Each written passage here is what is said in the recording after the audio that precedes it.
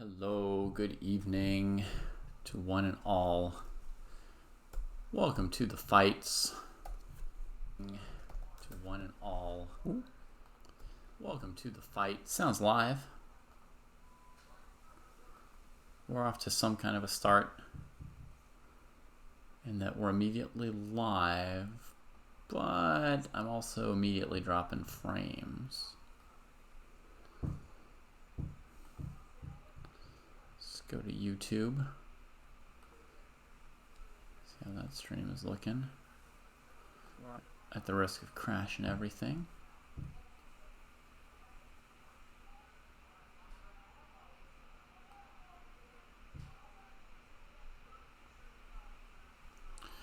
All right.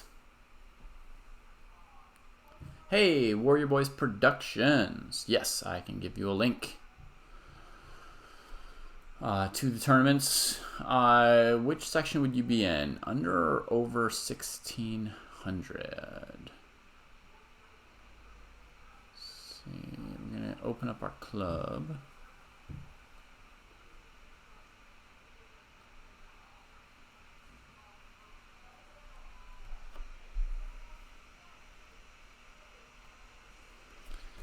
Official Chess Dojo Club. Test the command over here on Twitch. Current events, Friday night. Oh shoot, it looks like the 600 plus arena might have been canceled. Let me see.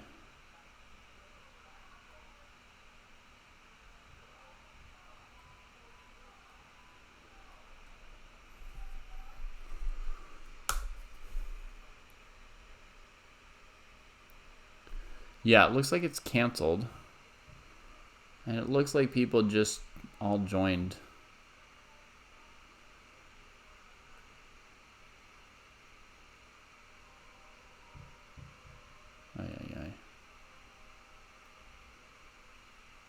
Looks like everybody just joined the under 1600 one. Figured it out and got in there.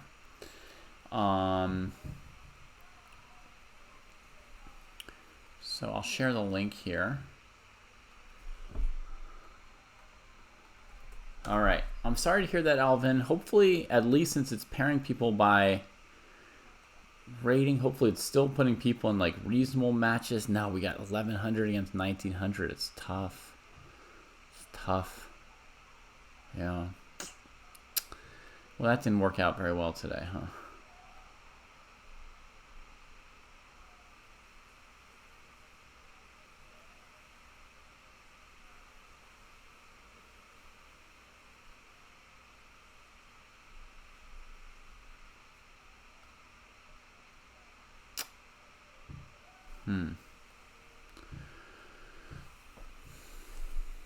Slightly unfortunate. Yeah, so here we got this position. Black's playing a King's Indian. They've just played f5. They're threatening f4 to trap this poor bishop. It doesn't have great escapes available. Nothing convenient. The whole white position just looks rough from the get-go. Good morning, Lumbra. Good morning.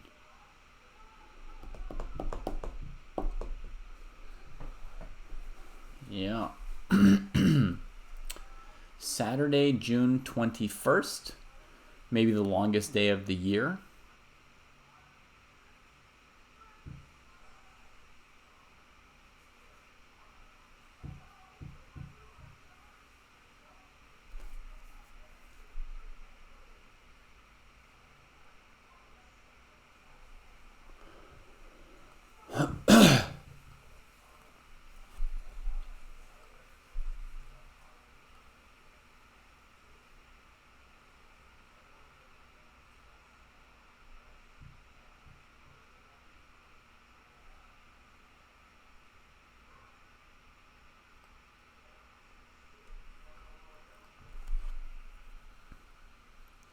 So this pawn can't move. Makes me feel like the only choice is to move this knight. But that would allow black to take this pawn for free. So then it becomes tempting to trade off your center first, then retreat the knight. Then black can freely kick all your pieces. Oh.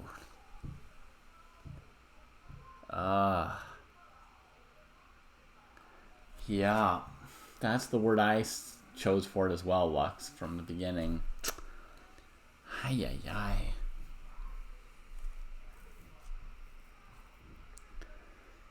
I don't really see much of a move to turn anything around or change the pace or feeling of the position.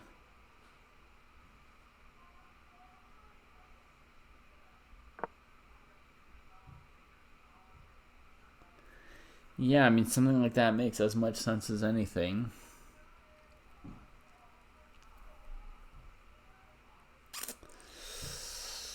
That move makes sense, Hermats. Something's gone wrong. So I think we should perhaps talk about the lead up to this. Okay, so it started kind of as a King's Indian. So up to here, this position is perfectly reasonable and good for white. But here, this bishop c4 move is a little bit vulnerable. The bishop's a little bit out there. We're leaving e4 a little bit vulnerable. Now, what would I suggest instead? I think this move, bishop d3, is a very plausible move to keep this pawn well defended. But bishop c4 should still be playable. Black plays e5, and then white plays d5. And white's not well placed to play d5, honestly. It blocks this bishop, and this pawn on d4 is really, really well defended. So you're in no way obliged to push past. You'd rather keep the pawn center. And that would also be more consistent with the bishop on c4 to not then just block it immediately. Greetings, Damien.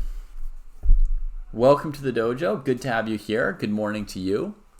Hope you have a wonderful Saturday ahead of you. We've got another game that started up, so we're going to open that one as well. So you can see just getting started. At least this one is closely matched. Campbell Blythe against Chess Freak. So that is a symmetrical English so far. And we'll catch up with that one as well soon. Let's go back over here and just put in a little opening advice for Hermats. Exactly, as Lux is saying as well. Bishop c4 and d5 don't go well together. I preferred bishop d3 last move. But if you're going to play bishop c4, then here you want to simply castle. And then, rook e8, maybe trying to threaten at some point taking and taking. You're going to have to put your rook here. That's the move that's going to make sense. If they play h6, I think you're going to have to go bishop h4, even though the bishop can get stuck a little bit weird on g3. It's the move that makes sense with the other moves that we've made. And you got to do that in chess. Your moves have to fit together with each other in some way.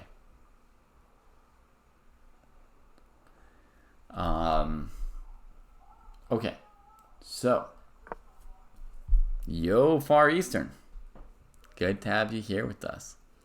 So d5 gets played, a5. So already white's moves don't really fit well together. The c3 move is wasted now that we've played d5 and the bishop c4 move. So actually the d5 move wastes two of white's moves as being totally pointless and useless here. So you're almost like 2 tempi down on any normal King's Indian already. And the a4 move looks more or less useless here. And that's all it takes. Yeah, the tournament still starts at the normal time, Far Eastern. But I've moved 3 hours into the Pacific. We could be gazing at the same water just a few hours apart, you know. I don't know how fast the water crosses the Pacific and all, but I'm in Hawaii for the summer. So 3 hours closer to you.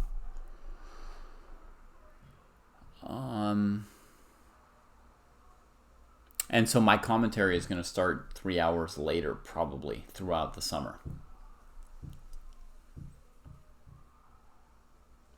And how did your classical tournament go? You're going to have to give us a report. So the knight retreats, the pawn gets eat, the knight retreats, the bishop gets eat, and knight f6 defending the pawn. Hey, that's really cool, Smash Factors. Waikiki is wonderful. I was just there yesterday. I think it was only yesterday. Days are so long. So much going on. So much of chilling going on, but you know, sometimes I'm like, oh yeah, I remember like a while back when we did that really cool thing, and then it was only yesterday. Oh, cool, you know the area. No, Alvin, just for the summer. My in-laws live here. My partner grew up on Oahu, so we sometimes visit.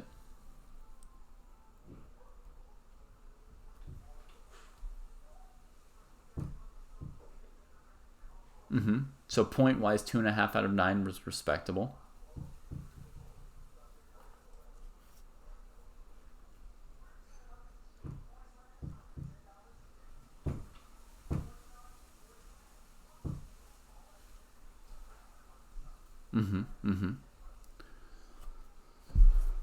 That makes sense. What kind of a total turnout do you have for an open tournament like this in Singapore? Like, do you have 50 players or 500 players or 80 players or 10 players or 1,000? I would guess you have not that many players based on not having any rating bands.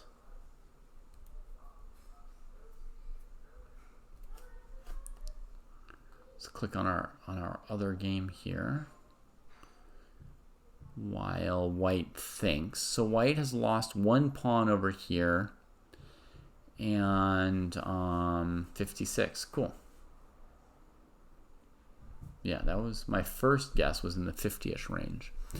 So white's lost one pawn, but it is, you know, a doubled pawn that black can't necessarily make the best use of immediately. Also, white left this pawn on e5, so the bishop hasn't been freed yet. If white could somehow win back this pawn and set up a piece on e4, they'd even have a real position. It's hard to imagine, but it would be like bishop b3, bishop c2, potentially knight f1, knight g3, and then you could take on e4. It's hard to imagine.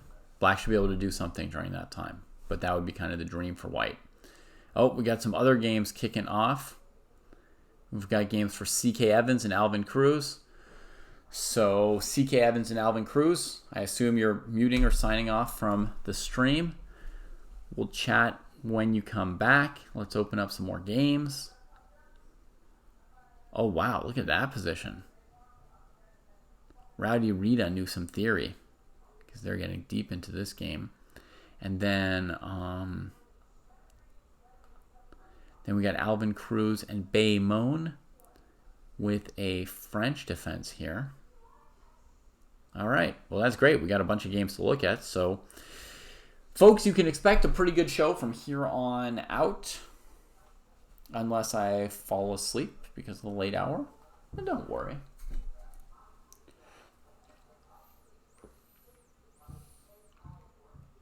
Oh, ice. It's whatever, nighttime here in Hawaii, and it's still quite hot. Let's see what this opening theory is that they blasted through. Petrov defense, copycat variation, queen e2, queen e7, queen takes e4. How do the Dojo's round robin tournaments work?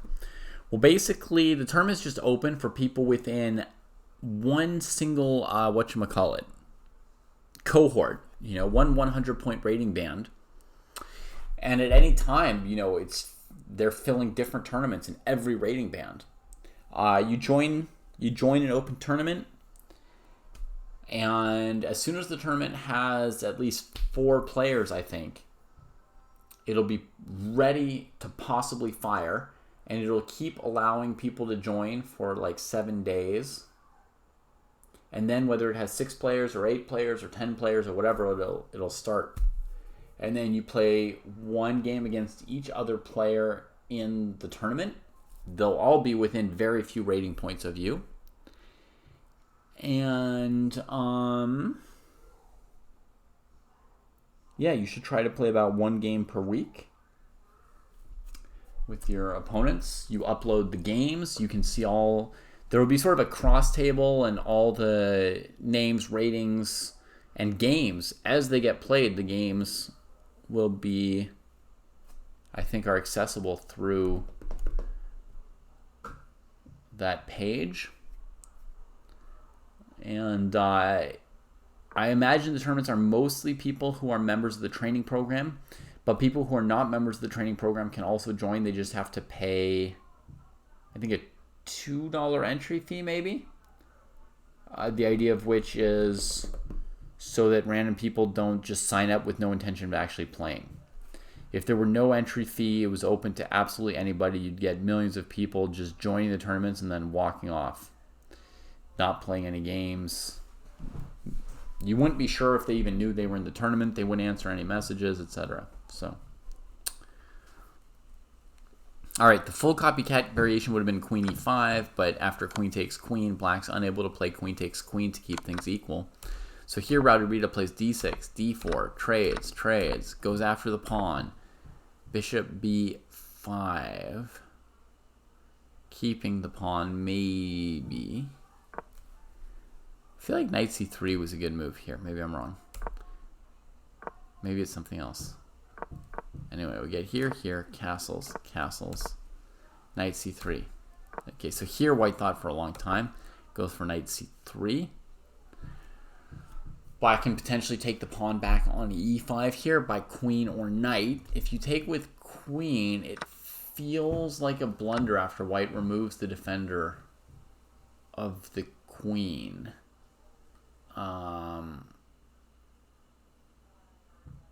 So I think maybe the only option if black wants their pawn back is to take with the knight. And then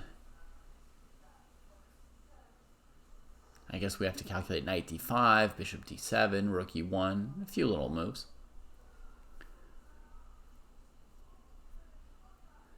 Yeah, and as it is, Lumbra, as Far Eastern mentions, we should mention there are already some people, even with the rules we have, there are some people who join the tournaments and then walk off without playing the games.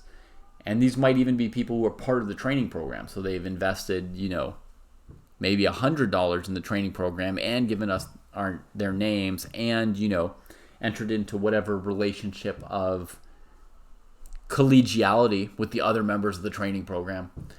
So we're currently working on trying to make the tournament even less pleasant or less cheap or easy to join and quit. You see what I mean? We're trying to make it less pleasant to join and quit without playing, and thus hopefully more pleasant for those who actually want to play by making sure that their opponents actually play with them. So we have a new plan, which is kind of like a penalty if you've ever quit one of the tournaments, rather than another entry fee at the beginning. And we'll see how that plays out before we add other harsher measures.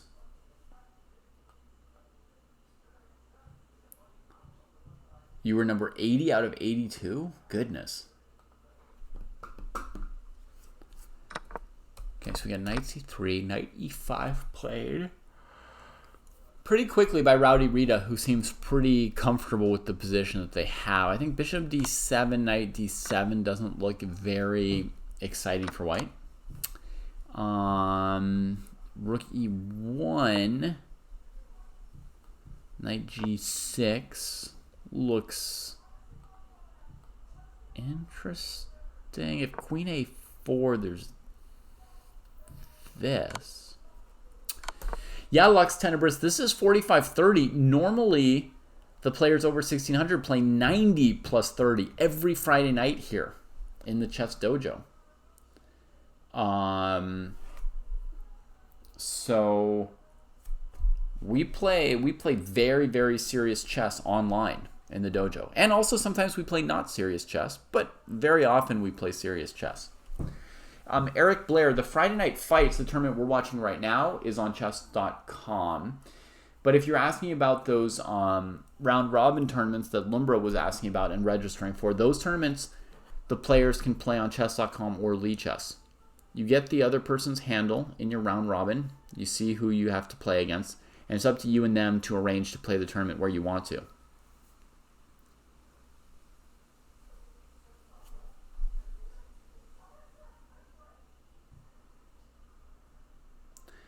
Hey, Nico Koniko. Nico, this is a good question for everybody. Nico Koniko says, I'm interested in... Oh, we've already got a move from CK Evans. Knight d5. Yeah, that's the most interesting move. Yeah, you're welcome, Eric.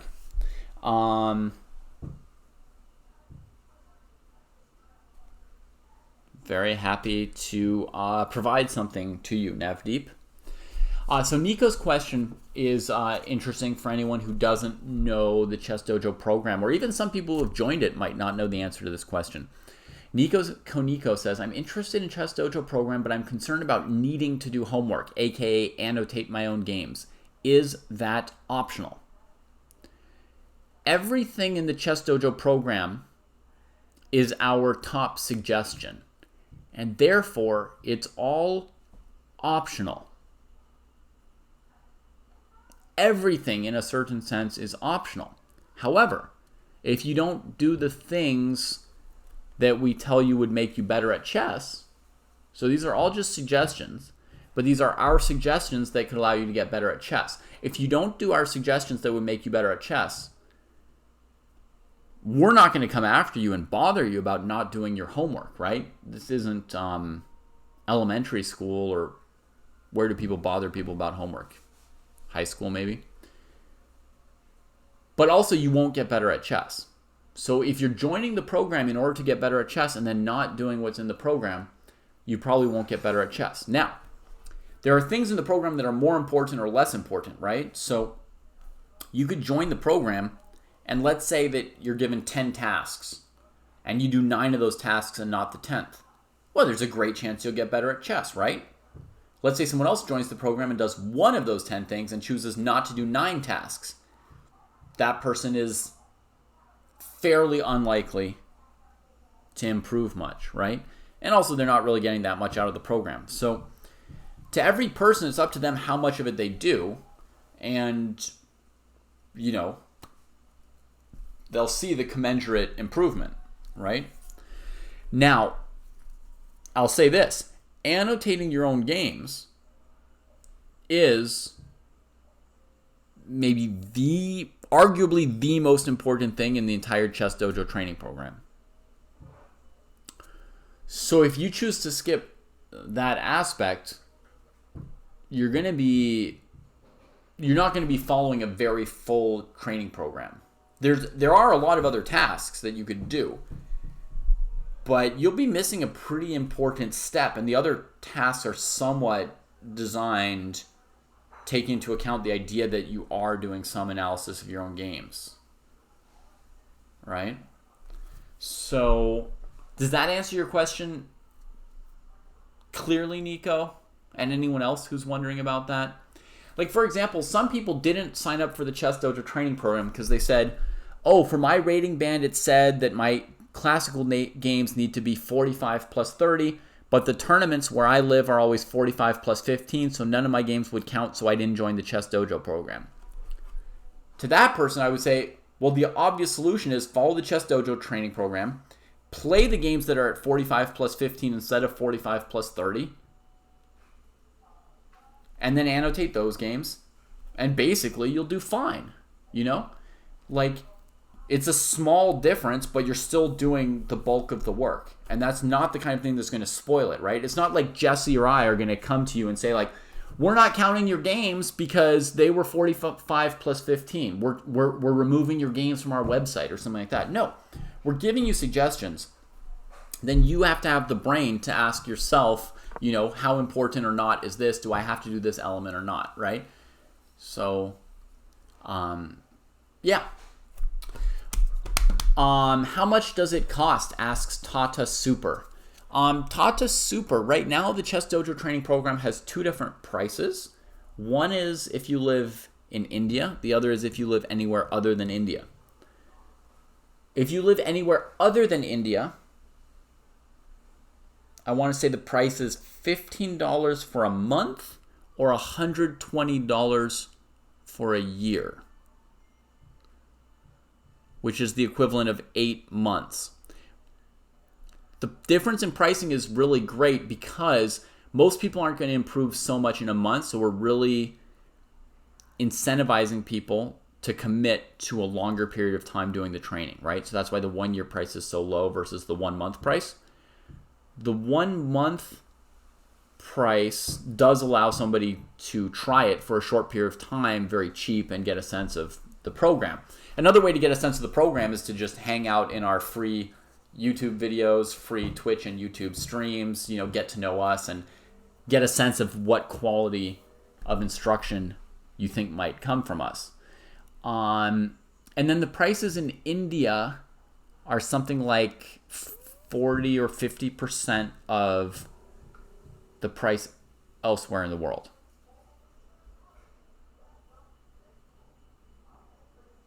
So, yeah, you can do some math from there. I'm going to turn back to CK Evans and Rowdy Rita's game for a moment. So knight d5 comes in. The queen's hit with check, and the key thing is she needs to keep this knight defended. So Rowdy Rita chose the square queen e6. I don't at the moment see a particular danger for black tactically. I don't feel like they're about to lose something. The thing to watch out for is this knight, which is attacked and defended, right? And white's making threats around that. But right now it seems to me like if you take with check, black could take with the knight or the rook. Honestly, I don't yet really see a threat. The tactical move I thought of was knight c7, hitting the queen. And if king c7, you go bishop f4 trying to win this piece. But if black plays f6, I think we've sacked a piece that's not coming back to us ever. So in the game, we got knight f4. Okay, attacking the queen again. So now she's going to pick another square where she defends this knight, I imagine.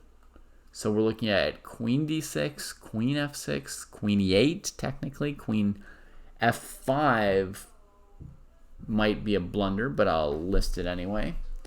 Technically, you could go back queen e7 as well. It's pretty much the squares to keep that knight defended, right? Those are the main candidate moves for black. So let me refute this one, which I think is a blunder. You could take here check, leaving the queen undefended.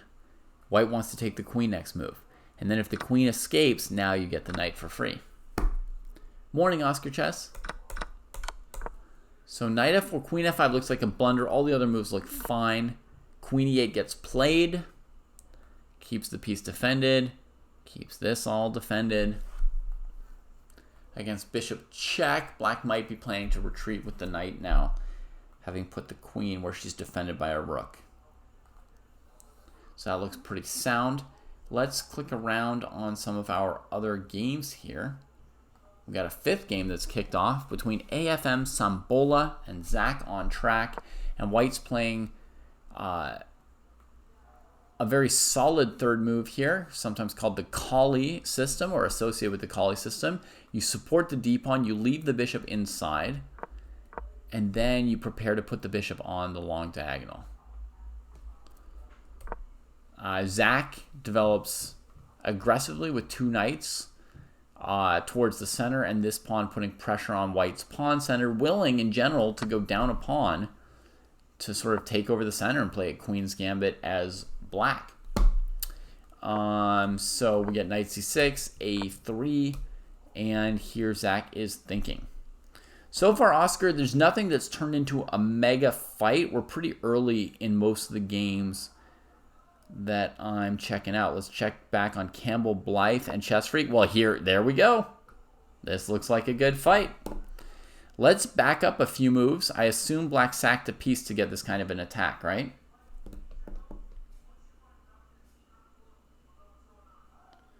Gotcha, Munibun. What cohort are you in? Like the rating number of your cohort. Let's count pieces. Black has sacked 2 pieces for this attack against white's king. Woo! Go Chess Freak. A lot of the times players, 1,000 and under, even under 1,500, don't really go for sacrifices. Like, they're just not confident enough in their tactics and their attacking to really go for it, And they just play sort of more normal chess, try to win a pawn, try to get your pieces to good squares. Sometimes you'll hear them talk about the opening. They say, I just want to get a game. I'm not trying to kill my opponent or kill myself. I just want to get my pieces out and get to play a middle game. But it's good to also practice savagery. It is. It is. And black is doing that here. So I'm going to back up a few moves and try and see what initiated the violence. So here, somehow black's already down a knight? Oh, no, the first sack was just an accident, just a blunder, a tactical blunder. That does happen at every level. Okay, so now we get here. And here's the second piece. And man, it is risky for white to accept that sack and bring the black queen in, isn't it? When you're already up 1 piece? I might be terrified to take that piece. I mean, in general, I'm used to just calculating. I don't worry too much about I'm terrified or I'm excited. I just calculate to see if I can or can't take stuff.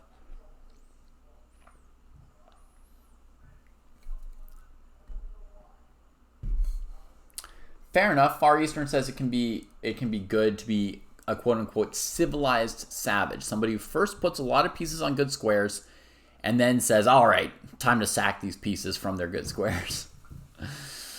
Anyway, my gut reaction is that taking is risky, and I would want to just fortify this square, because if I don't take on h4, black's just going to take on g3. I'll take with the knight, and same story, queen h4, right?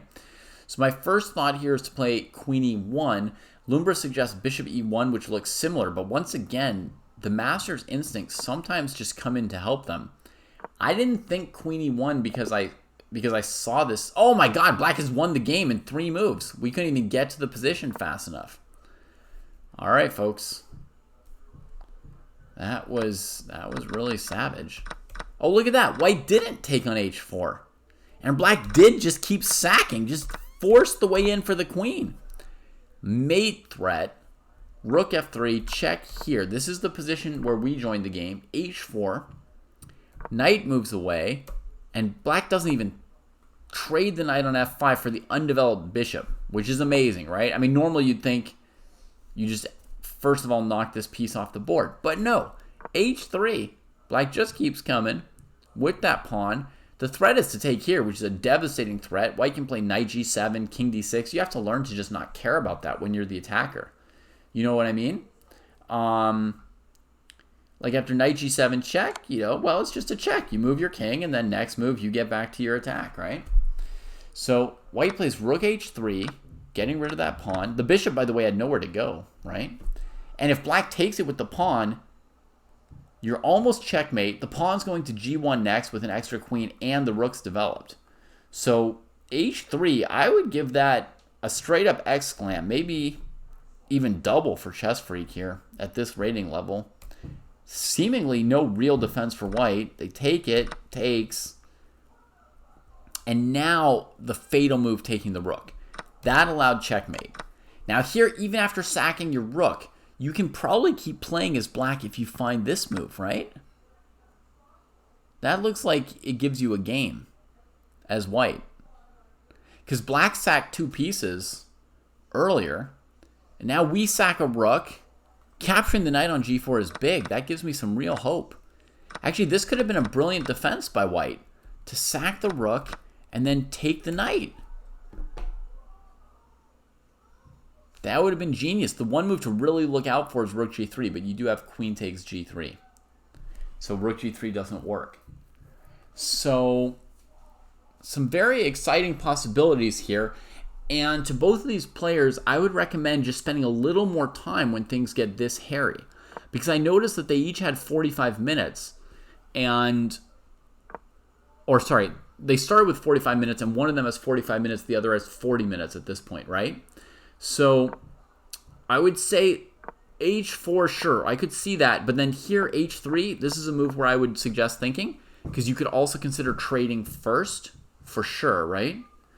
Then h3, here white plays rook takes h3. I would say think longer. Rook h3 is a great defense, but you have to have planned queen g4 before you play it, right? And white hadn't planned it. White had planned this. So, yeah, I really think in this phase where black's going h4, h3, they should think a little longer on those moves. And then once black's played h4, h3, I think white should use a little bit more time right here about how are we defending. You know, somebody in chat is saying queen e2. Daniel Phillips suggesting queen e2 might be another defense here for white. And it's plausible, and regardless of how good or bad the moves are, right? And I'm not trying, folks, to tell you in 5 seconds what are the right moves and the wrong moves. My point is actually that even I can't tell you the right moves at the speed at which these moves are being played, right? Maybe even Magnus couldn't tell you the right moves at the speed at which these moves are being played. But what's certain is that myself and Magnus and basically any other master out there would have spent some time on these moves, because we could all tell immediately that these are critical moves, right? Very, very important moves that will have a big effect on whether or not you win or lose the game. And I see questions in chat. I'm going to get to your questions in a moment, chat, my chatly friends. I think I might be done with the point I wanted to make about this game. I feel like both players played some really great moves. There's a lot of potential. I love how they're exchanging tactical blows and playing confident moves. They're also moving quickly, so I can tell that both Campbell and Chess Freak are relatively confident chess players.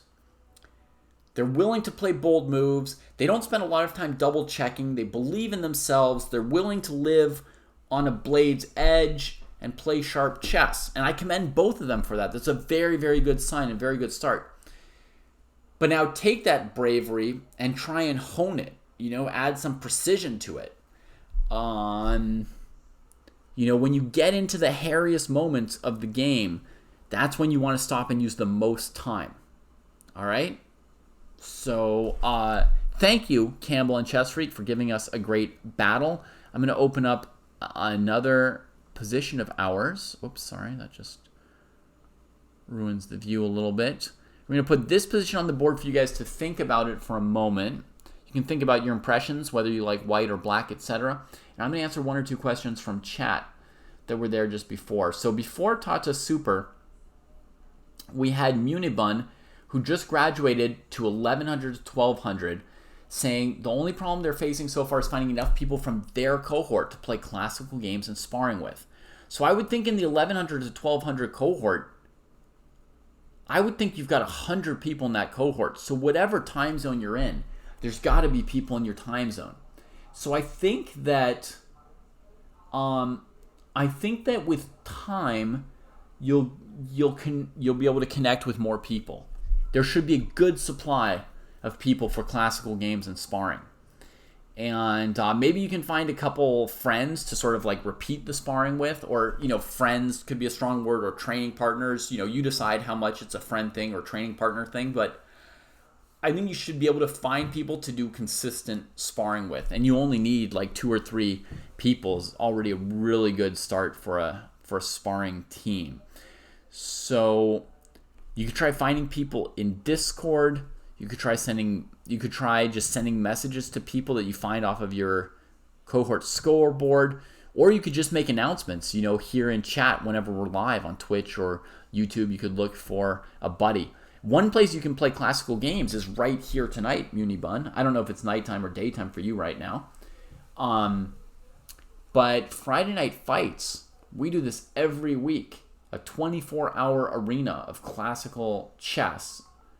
And by arena, it's a period of time where you can find opponents. And if you find some good opponents here on Friday Night Fights, see if any of them want to talk to you about the game afterwards. This is basically how I've made almost all my chess friends, was I played them in tournament games. Absolutely intense, all-out battles. That's the first way I meet them. After the game, we talk about the game together. And then the people that I really liked during the post-mortem and who really liked me, we end up like continuing to talk about our games for years and years and years. One of my very, very best friends is the first person I played a tournament game against. My very first U.S. Chess Federation rated game, played 31 years ago, almost 32 years ago, and we're best friends all this time later. Okay, and then we had a related question from Tata Super. Out of curiosity, how many players do you have in your training program? I'm approximately 1,900. Is there a guarantee that I will improve? Okay, so I'm going to check your cohort, Tata Super, in front of you right here, and we'll see. I think that there's a 95% likelihood that you'll improve. I don't know if you would count that as a guarantee or not. Up to you. Let's go to the scoreboard. Full dojo. We're going to go to the 1800 to 1900 cohort.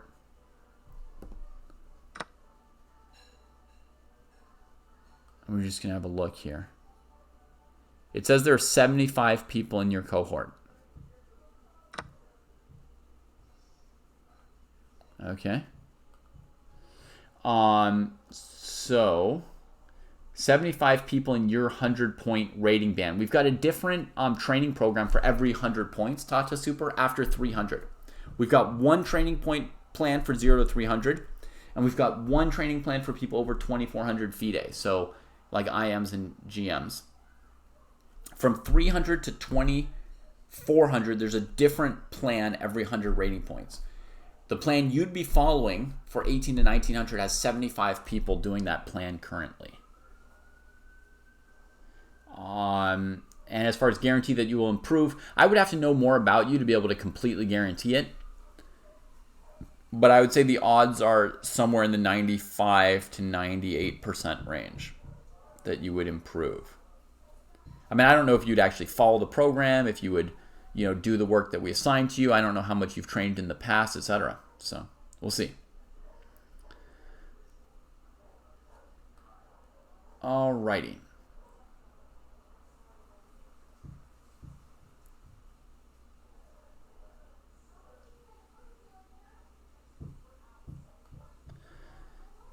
So we've got a couple answers to how the position's going. We've got Far Eastern saying optically they doubt anyone wants to be black right here.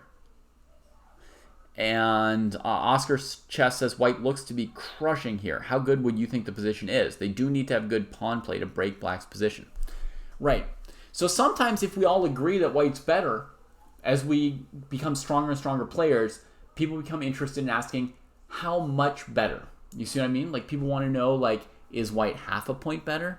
A full point better? You think you could win this position, David? You think you could win it against Magnus? You know what I mean? These are real questions. The better we are, the more important it is for us to sort of narrow down in detail. And so it makes sense that like a really strong player like Oscar Chess would ask me that question back. White looks to be crushing. How good, how strong would I assess it? And then what players like Oscar Chess and I like to do is we like to compare our assessments together. So in other words, like you can imagine Oscar Chess and I each have a piece of paper, and on the paper we write down an eval. So like I write down like, plus 0.8, and Oscar Chess wrote down plus 1.5. And then we like reveal to each other what we thought. And then I say, oh, that's interesting. You think like plus 1.5, like you feel like white's already completely winning, right? Or Oscar Chess says, wow, 0.7.8. I mean, you think you could basically make this game really difficult. Like you're not even 100% sure white can win.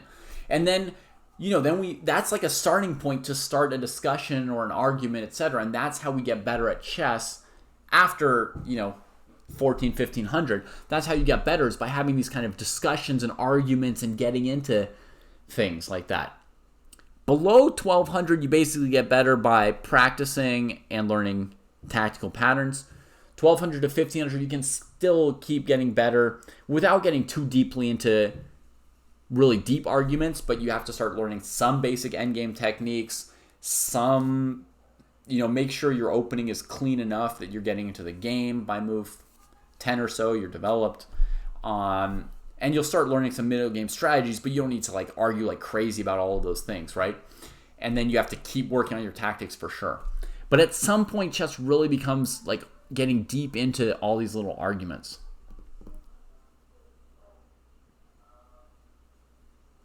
All right.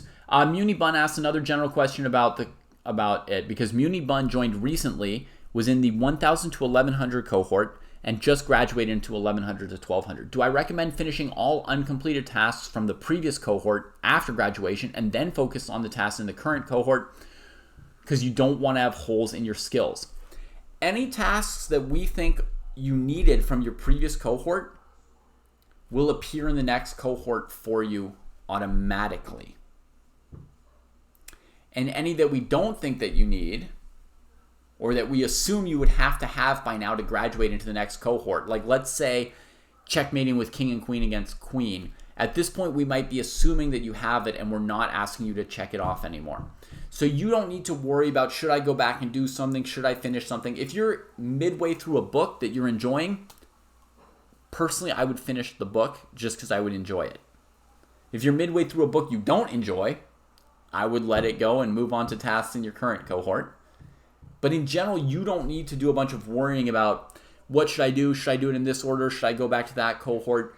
We've fairly painstakingly gone through things and said which tasks should show up in more than one cohort. If they've done it in a previous cohort and checked it off, it won't appear in the next cohort because it's already been pre-checked off, so it won't appear in the next cohort.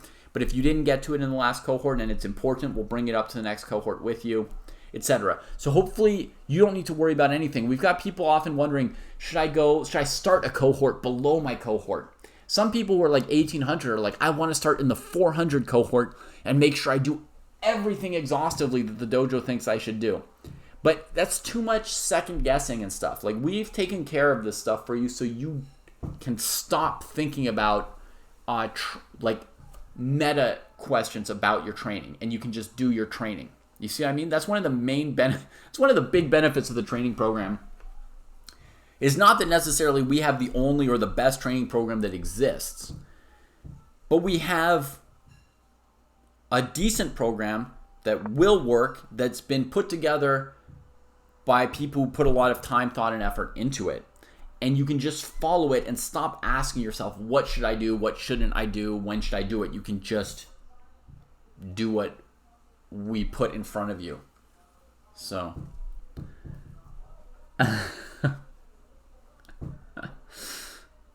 That's funny, Oscar. All right. So, would b6 for white not be crushing? White hasn't played b6. Isn't that interesting? So, let's see. We were here.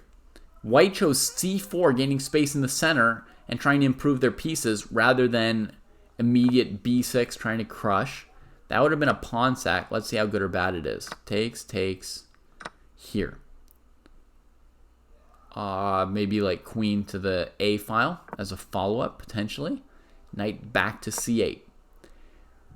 Was that pawn sack crushing in the very first position we looked at? No, that's not crushing. Is it playable for white? Well, sure. White's position can withstand that pawn sack, and it's still a good position. But it's not obviously crushing, nor would I say is that more convincing than the move white played, c4, right? Looking to open the c file for when this rook comes over, but also mainly trying to improve these pieces. The other move I would have definitely looked at here for white would have been bishop a3. That lets my rook come over here, and it improves my worst piece. One of the simplest strategic ideas, which I would tell people rated 12, 1300 already. And as many of you know, I don't want players rated 12, 1300 overthinking a bunch of strategy when they need to be calculating and like keeping track of their tactics, right? But one of the most basic strategic concepts that I would start telling even 12 or 1300 players is find your worst placed piece and improve it. When there's no tactic, right? When nothing is hanging for you or your opponent, and you're just thinking like, what should I do with my position to make my position better? One of the simplest and surest ways to improve a position is to take your worst placed piece and improve it. So for sure, bishop a3 was a reasonable move, as well as the move c4. I think those are the two most interesting moves for Alvin right here. Now from Alvin c4, black might feel like c5 is threatened, right? Taking just absolutely insanely more space on the queen side, crushing all these pieces behind the pawns. So Alvin might have felt that it was almost certain black would take, which allows Alvin to improve one of these pieces. I'm surprised by bishop c4. That tells me Alvin like really thought d5 was maybe coming. Because to me, like knight and bishop, these are the pieces I was really wanting to improve. These two pieces. Because I want this rook on b1 or c1. I'm in a little bit of a hurry to get this rook to an open file leading to the black king. Okay? It's the civilized savage in me, as Far Eastern would say. I want to get my valuable pieces to really good squares that are good because they help with checkmate. And then I will start sacrificing.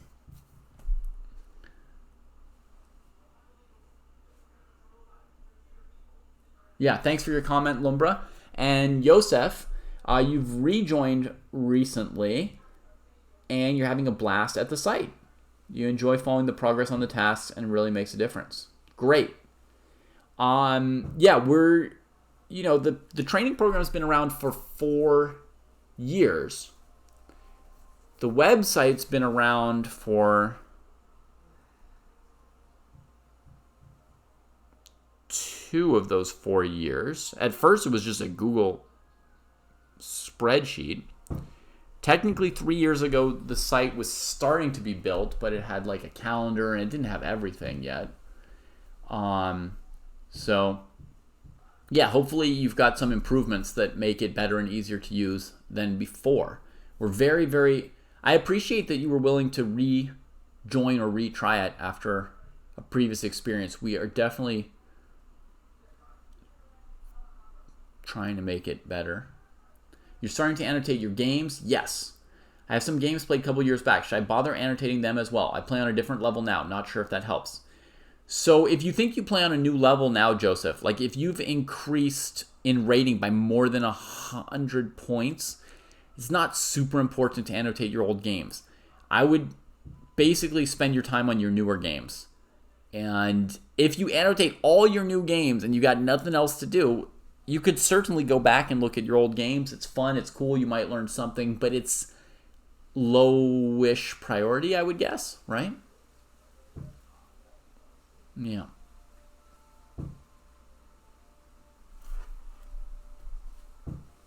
Definitely, as Lumbra says, it can be beneficial, but it's going to be lower priority than looking at your more current games. Or maybe than doing some other tasks. Okay, so white doesn't bust through with d5, brings this knight to improve it. Maybe it wants to go to c5. Baemon blocks up the center with the knight and prepares to maybe trade against knight c5, or maybe knight c5, knight d4 could be a calculation. Bishop d2. Hey, Tata Super. What we know is this. On average, students gain about 2.5 rating points for every dojo point, right? So I could say task, but you know, some tasks are worth 3 points, some are worth 1 point, right? So what I mean is, if I go to the training plan, 1 point is the equivalent of annotating one game of yours or playing one game of yours as like a very, very basic measure, right? So under games and analysis, if you play one game, right? If you play one game, that gets you 1 point, and on average, it increases your strength by 2.5 rating points. If you annotate that game, another 2.5 rating points, right? If you review a game with a stronger player, 2.5 rating points. If you've got a book to read that's split into like 7 chapters, each chapter, 2.5 rating points. Approximate, right? That's averaged across many different cohorts. And you may imagine that people at lower cohorts gain more points in strength because it's easier to get from 300 to 400 than to get from 1300 to 1400, right? And people at higher cohorts, like Jesse, Kostya, and I, we've done, thousands of hours of work, and we might not gain any rating points, right? So, Hey, Sushan, hope you're well lately. Alex, 18, you want to know our YouTube channel? Let me try and find it for you. I think this might be a link to the Dojo's YouTube channel.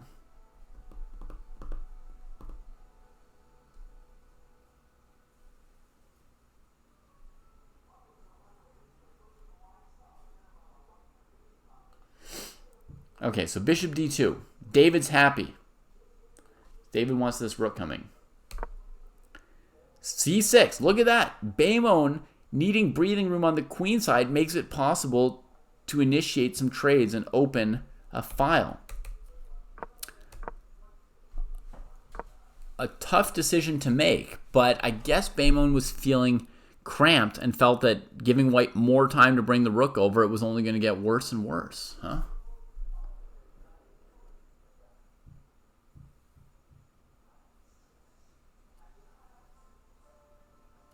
I would say this also taught us super. This is just a guess, okay? Because I don't know the details of how you've trained in the past, which is very important to know. I don't know if you're, a prodigy who improved really quickly or somebody who improved really slowly with lots of plateaus. I don't know if you've already tried every training method there is or no training method. All that stuff depends. But if you're in the 18 to 1900 cohort, I would expect that if you worked 7 hours a week, that includes the time spent playing games. So that's playing and practice and training. If you did 7 hours a week, I think it could take you a year to gain 100 rating points at your level. That's a rough average. Basically, there's a coefficient for talent, and then there's also, a question of how much training one has already done before and what the results were of that training.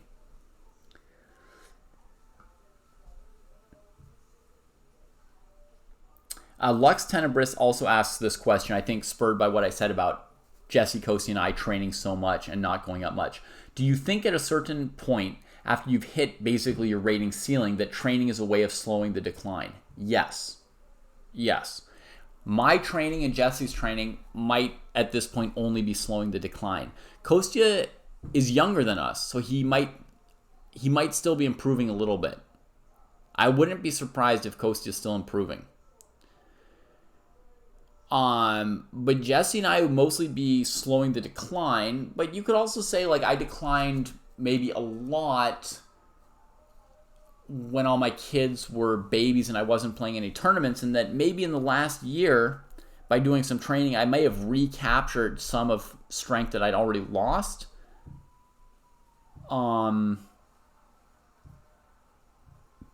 Versus just slowing further decline, right, Lux? It's possible. I mean, I'm pretty old to get better, but if some of my being worse had to do with being in shape, then doing a bunch of training could get me back into shape, partly, right?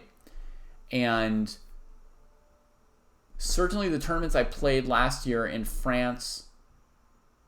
in Spain and Germany, plus the French League, those 3 events that I played more serious long events and where I'd been doing the dojo training program, I did better than 3-4 years before when I played some occasional tournaments in the US, but there could be other reasons for it. So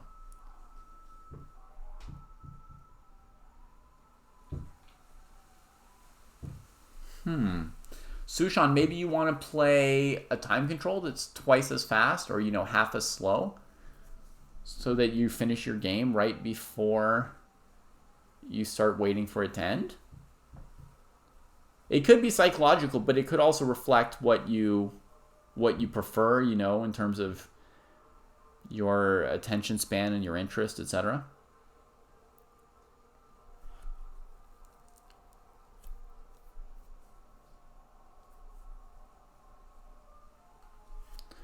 All right, what were the choices for black other than opening up their own queenside here, right?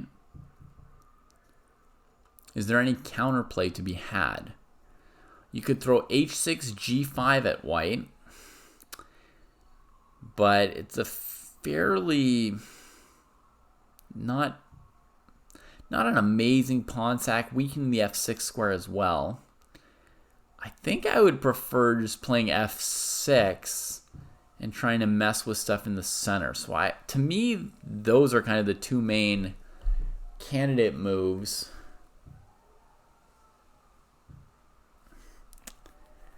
I probably wouldn't have played c6, but that's just maybe just my personality. I don't know for sure what move is right.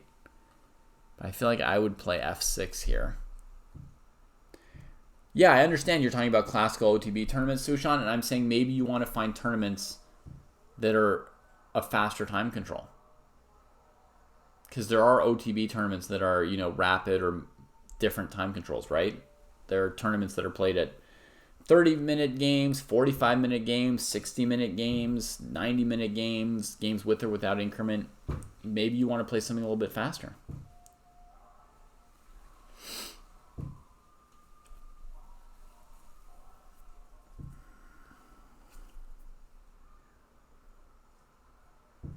Yeah, 30 league games in the last year. That sounds like a treasure trove of work to do, Yosef, right? I mean,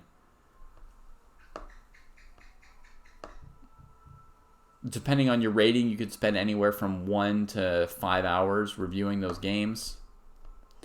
You know, if you're around 1200, I would spend an hour. If you're around 1600, I'd spend 2 hours. 1800, 3 hours. 2000, 4 hours. And then, of course, if you're interested in something and you're enjoying it, you can keep doing more than that. But, yeah. Yeah, in general, as black, I'm not really afraid of white taking this pawn on d5. I honestly didn't even calculate what Oscar Chess points out, which is that Oscar Chess is saying if white took twice here, the move bishop e6 might trap the queen. It attacks with the rook and sort of cuts off its retreat. I didn't even calculate that. I just assumed that white did not want to trade here, open the file, let the bishop take over the light squares.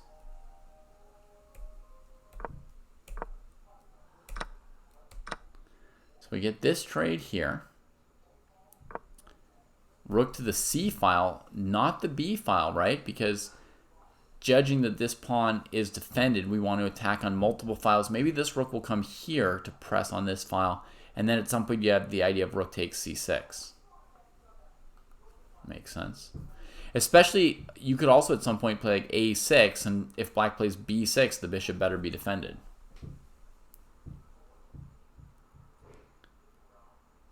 Right, so Yosef has gone up, let's say, 80 rating points in the last year. Perhaps largely from playing those league games, because that sounds like a pretty serious diet of chess. 30 classical games played in a league. Sounds like serious chess. You can get pretty good from playing your games even without studying them. But you'll get almost the same boost, Yosef, from studying them as you get from playing them, approximately. And you're starting to get to that level where you'll even get more from studying than from playing at some point, possibly. I don't know. Oh, yes, you've got a whole host of psychological issues to deal with, Sushan. You're wanting to, like, win the game. You're wanting the pressure to be over. You're worrying about whether you're going to win or lose the game, or if you're going to blunder later on in the game, or how it's going to affect, you know, your rating, or how people think about you afterwards when you tell them how you did. And you're thinking about all that mess. And you want to fix this and seriously improve. Yeah. I mean, You just got to get to be okay with falling. You just have to accept that there's no way around it. Falling is part of the whole deal. It really is. By the way, there's like an interesting move to consider here for black. Knight takes f4, opening up bishop takes e4, right? And opening up potential pressure against the d-pawn and just doing something. Like sometimes, we're going to talk about a different mess than the mess that Sushan is in for a second here. Sometimes when the game's going badly for you, one of the best things you can do is just get some little mess going so that you're not cramped forever. So your opponent can't take their time, you know, slowly putting 50 pins in you so nothing can move, and then slowly carving off, you know, one little piece of your body at a time, and you can't even wriggle. Sometimes you just need to try and like bust out a little bit, get into some kind of skirmish. Understand the skirmish might not favor you, but it might minimize how bad your position is, you know? Like Oscar Chess, this is kind of a comment maybe more for your level than the average level listening right now, but you know how we were talking about would this position be like plus 0.8 or plus 1.5 or something? Like knight f4, it's not likely to win a pawn for black or win the game for black, right? But it might create like a little specific battle that leads to your worse, but you're not just sitting there slowly getting worse and worse and worse than the worst that you already were. You know? So it's not even that I'm willing to just die or that I'm playing it just to make it harder on my opponent. It might actually be the best move or the best idea you have. And the idea is you're provoking a specific sequence that forces the game into some kind of like fight and takes some of the attention away from the buildup on your king. Okay, let's see what Baemon has done here. Baemon played king to a8. That's unpinning this pawn to help defend the bishop. But note that whenever white plays a6, black's almost going to be forced to play b6. So what I'm talking about is different than the idea of make them calculate at least or die with a full belly or, you know, go out with a bang. It's nothing like that. It's that literally sitting around, you know, shuffling moves like rook g8, king a8 give your opponent the time that actually their advantage increases. And sometimes when you play knight f4, it's just bad for you, but it's bad by a containable amount where you can still put up resistance. You can force your opponent not just to find a couple tactical moves, but actually to play a better endgame against you and fight all the way to the end of the game with you. So, honestly, I'm not even 100% sure what white does against knight f4 here. I assume white has something based on how the position looks, but what it is, I don't immediately know. You know, it might be something like this. Knight c5. Threatening the knight and threatening knight b7, bishop b7, a6. You guys know that tactic? So, for example, the knight comes back, retreating from where it could have died. Takes, a6, knight b6, pawn takes. You can see this is not going very well for black, right? Still. But maybe we go bishop takes c5, pawn takes c5. Now knight d5. Now they play a6. So you see white still got a strong position, but we just keep fighting, you know? And this could be a smaller disadvantage for black than not having forced some action.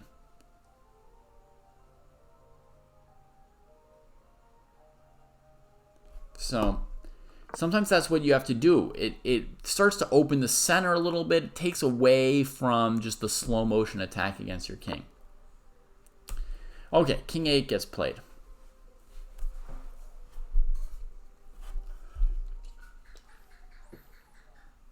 Hey Tata Super. There is like a free account you can make on the website to have a look around and kind of see how the website looks and works and see some of the features. It doesn't give you access to the full training plan, but it gives you some tasks that you can look at. But I would, like, me personally, and the other guys are maybe right on this and maybe doing a better job than me, but there's some concept of trying to use the free version as a way for people to test it out. My personal thought, Tata Super, is that what you try out is our videos on YouTube or our streams on Twitch. Make a judgment about what kind of a chess teacher I am, or Kostya is, or Jesse is, and then kind of off of that decide whether or not you want to try the training plan.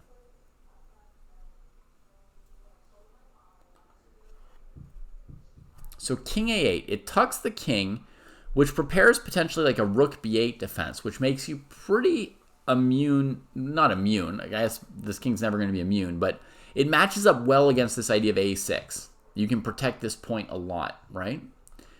What this setup with king a8 and rook b8 is really, really weak to is a knight coming to b6. If white can bring one of these knights to the b6 square, that can be really devastating against a king on a8. Right now, there's no easy route, though. So I don't see an easy way for white to break this defense, and it looks like a very plausible choice. Rook b1 from Alvin. So now black's got to be very careful with this bishop. There is checkmate if you ever use it for something. And you also have to make sure that rook takes c6 doesn't checkmate. That the queen's ready to come here and defend this. So the threats are starting to really build here.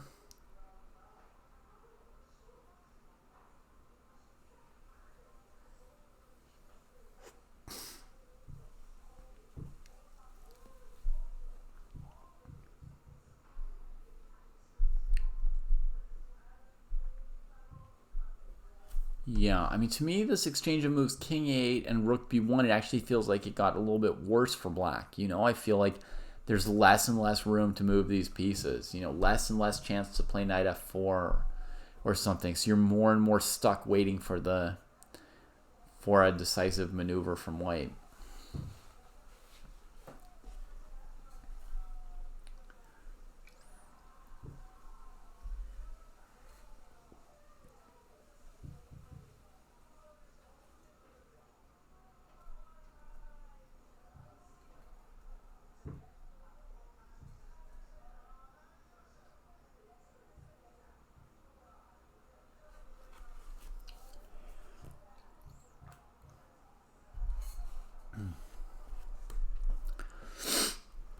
Here's a little thought experiment for you, Sushan.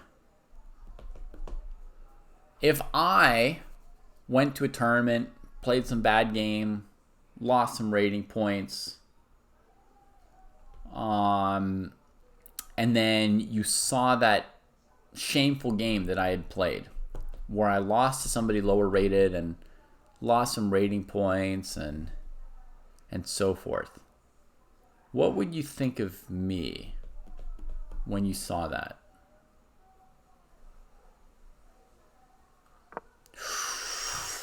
Oof. Oof. A pawn move. Ay, ay, ay.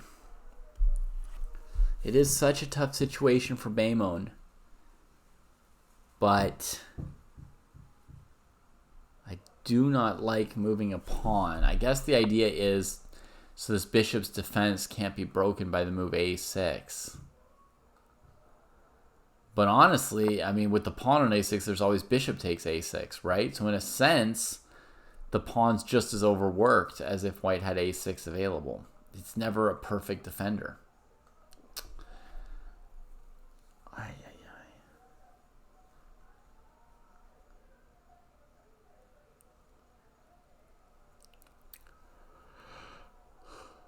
It is hard to suggest great moves for black.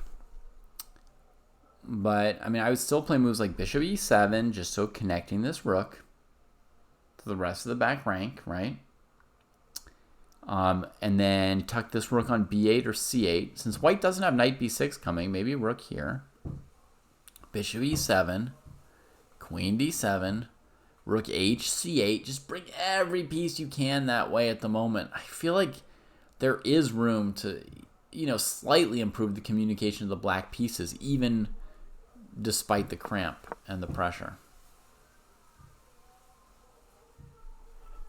You would think it was part of the process for me, Sushan.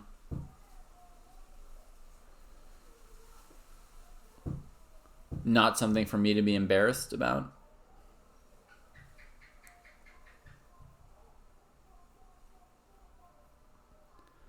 Very interesting knight c3 move from Alvin. So we're looking at a potential exchange here of black's best placed piece, but black was cramped, so even trading their best placed piece might not be too bad. Black could straightforwardly trade it, or black could consider a move like one of these knights into e3, maybe attacking the bishop. And now let's say that same thing happens to you, Sushan, the thing which I think you're most afraid of, right? You play this game where you lose to a low-rated player, you lose your rating points, and maybe you post the game on Chess Dojo, and myself or other people from the dojo can see the game.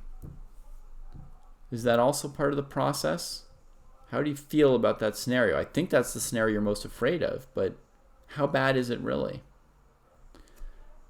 Oscar Chess says if we don't trade this knight, it could go through a4 to b6,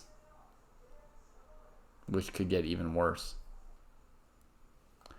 Also, I think right now there's a direct threat. White wants to trade on d5, right? Basically, like if I go bishop e7 now, takes, and mate. Okay? Now, technically, black doesn't have to get mated. They could take like this, right? But now, weak pawn, right? The rook's been blocked. The pressure's off d4. So this is a big strategic improvement for white. Now white's got like a big positional advantage as well as the attacking chances. So that's the direct threat from knight c3, is that white wants to just start trading on d5, I think. Now, I guess if I tried this fancy move, I have to be ready for knight a4. I would take. The rook would take, because knight b6 I can take with the knight. And now, I can't really stop knight b6 anymore, but does knight b6 bother me so much?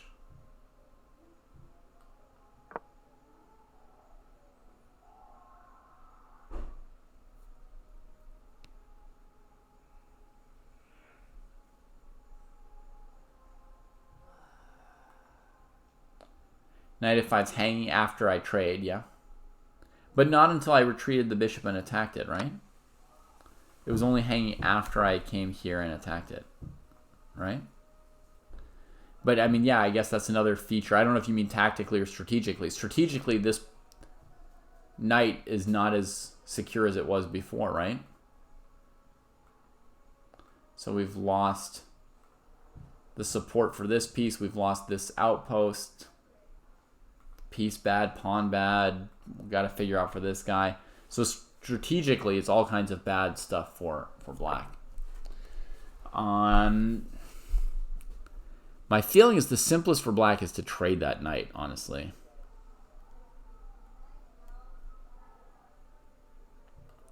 That would be my first thought here, is we trade, and then when the bishop takes, come in here if I can.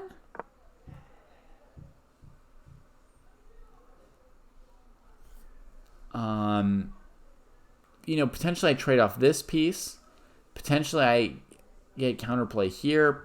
I control the d5 square still. I don't feel like black's super dead here. It looks plausible to me. Now, Lux Tenebris had another question, which is, can we do something drastic here? Knight f4, bishop f4, bishop takes f3, g takes f3, knight d4, right? Is it reasonable to get 2 pawns for a piece and survive a bit longer? I don't want to make you feel bad at all with this here, Lux, but it doesn't seem like it actually defends longer at the moment, right? It looks like it defends the least long possible. And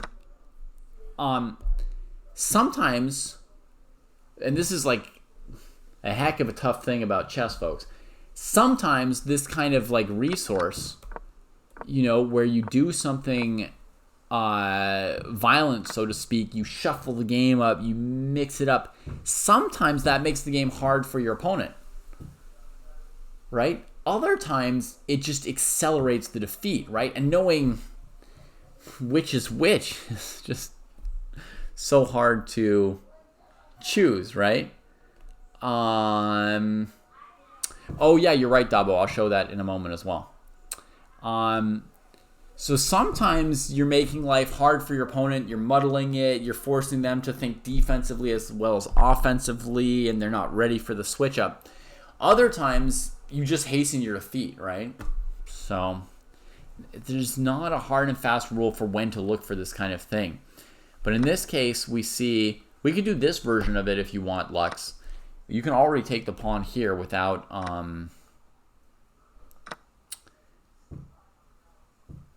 trading off the piece and leaving this hanging. So we could do something like this. Let's see if this increases our chances or not, right? I could go to G4 or to D7. But either way, something interesting is going to happen, which is that I think, again, Black's going to have accelerated their own defeat here. If White's willing to play with a sharp sword, you know, to calculate stuff, to switch gears and allow one or two threats, suddenly they seem to just come absolutely crashing through, right? The king could try and run this way, but it's running towards this file.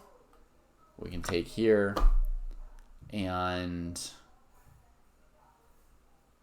yeah, I mean, pretty soon queen b7 is going to be a mating combination, right? In fact, it's threatened right now. I'll show you.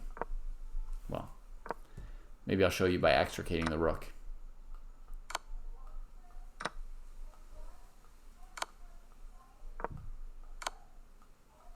That was check from the rook on c1, by the way. Discovered check.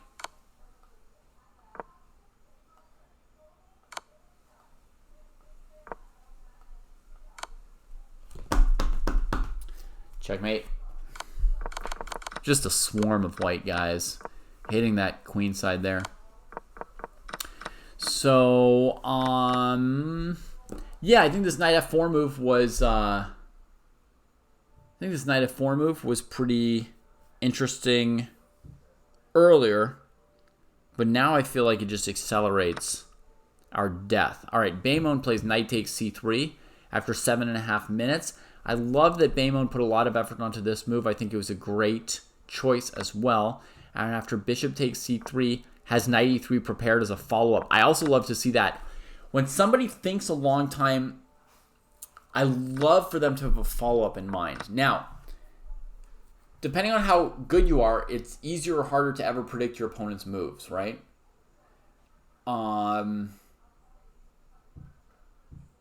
But here, when you're doing a trade, there's a good chance, you know, there's only a couple possible recaptures from your opponent. It's nice that Baemon had a plan.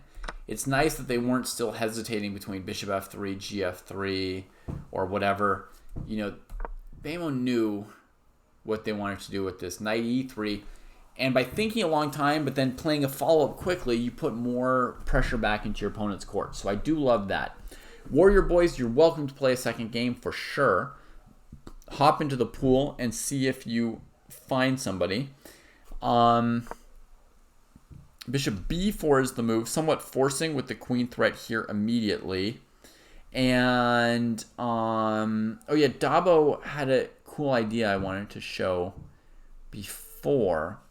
When we talked about was white threatening to take on d5, Dabo pointed out that even with ed5, okay, this position's beautiful, but bishop takes a6 is already tactically crushing here, almost 90% sure, because of pawn takes queen b6.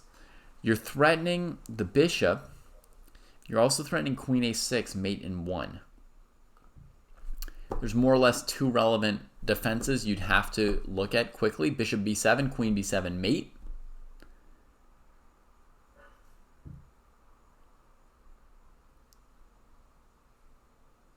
And rook and bishop here, I would imagine that rook c7 would be a winning follow-up. Just looking to checkmate on a7, or I guess b7, as the spirit moves us. So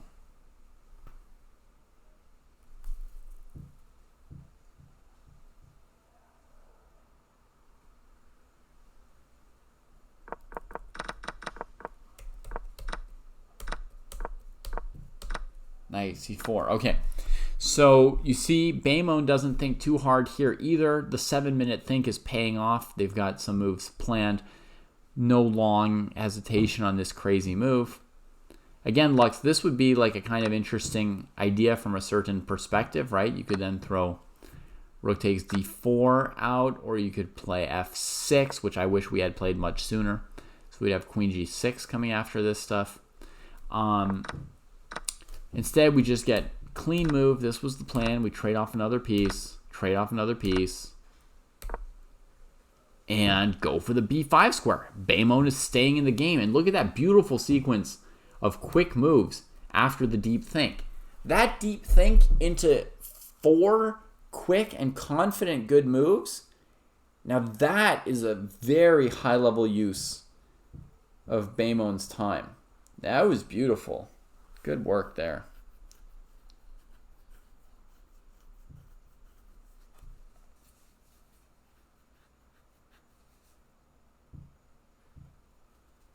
Okay, Oscar Chess is asking, in this knight e3 position right here, could white have used this valuable attacker before it got traded? Dabo also saying this light-squared bishop was one of the most important attackers, and black just traded it off, right?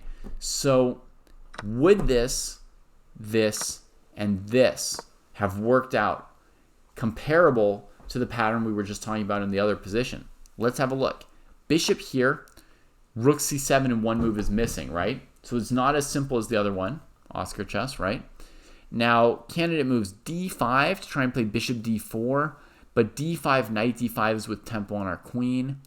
Bishop b4 or bishop d2 are other moves that occur to me, but against every move, knight d5 comes before we can play rook c7. So it's very different than the other line.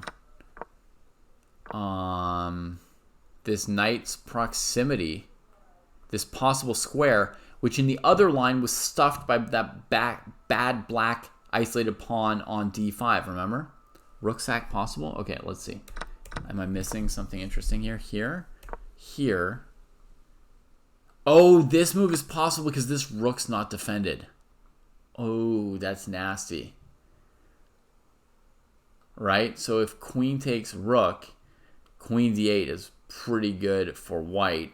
And pawn takes, there's at least a perpetual here just with checks. But do we think that white has a win? Because even a perpetual is quite acceptable for black. For anyone who's been following this game for more than 5 minutes, you know black has been under deep, dangerous pressure. Under deep, dangerous pressure this entire game. So, a draw would not be bad for black. The only thing they would not want is to get knocked out by checkmate. But it doesn't look like the queen and pawn are going to get the deed done here, does it? Does it feel like that? My instincts are starting to say, nope. Try again another day. Bishop a5, rook b8.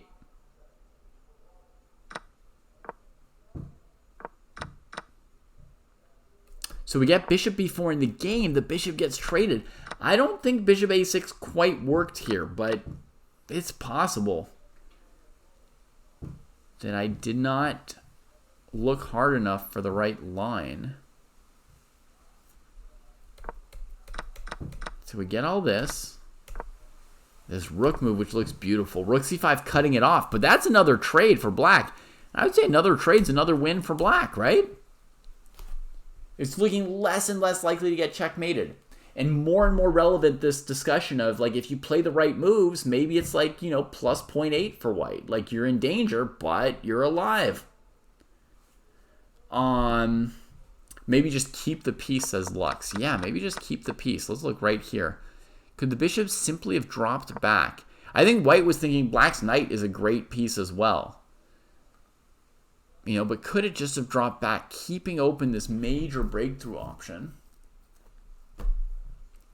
And black could play knight d5, and we could drop the bishop back, defending the f-pawn and opening up the rook. And, you know, white hasn't broken through yet. You know, white's good, but it's not over. To me, the biggest threat from white is improving the worst placed piece, which is the knight on f3. Knight g5. In some cases, you go knight f7. In some cases, you go knight e4. So I'd be tempted next to play bishop e7 for black, just planning to trade that knight if it shows up. And, you know, I think Beimon still has a game to play there as well. So there was no easy answers for Alvin in this entire sequence. And I think probably knight c3 was just not it, so to speak, right? Somebody in chat wanted to play knight d6, lose a pawn in order to bring this knight to e5. That makes some kind of sense, but it's not obvious that that works either. I was thinking knight c5 made a lot of sense here. That was a move that was on my mind. Also not guaranteed to work. You'd have to look at a pretty long line starting with knight d4, knight a6, knight b3, knight c7. Oh, there's knights here. No, that's not going to be a long line. Knight here.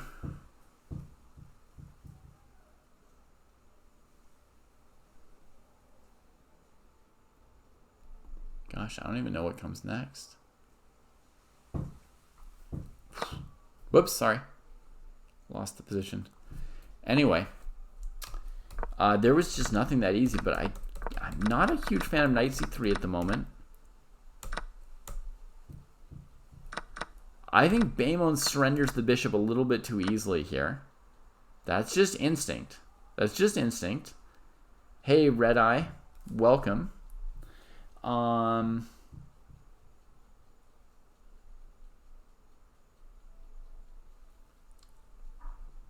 At this point, I was valuing the bishop higher than the knight. I know the knight, you know, just has to maneuver and become a pest again.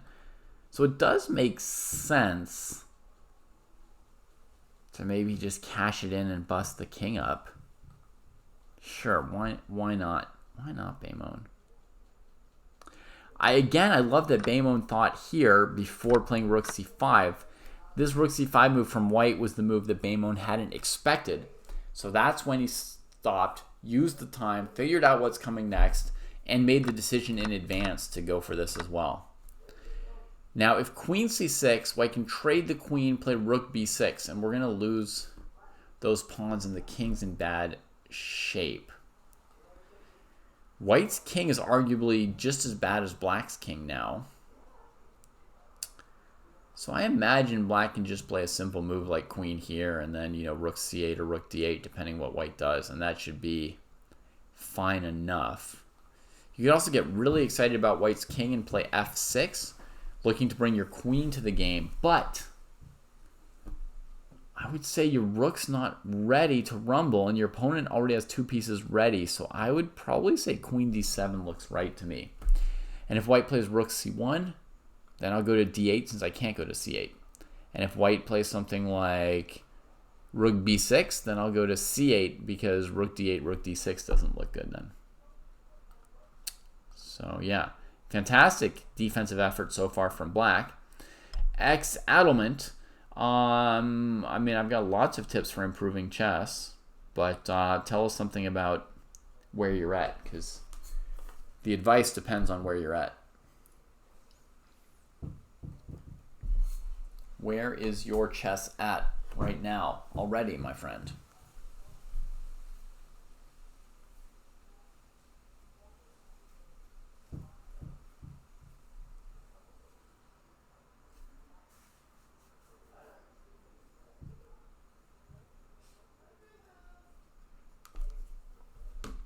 $2,100, but bad. 2100.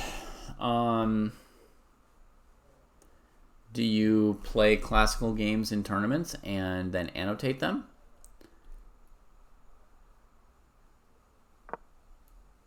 Queen d7.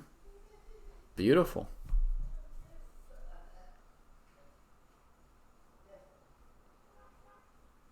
Yes, you do. Great.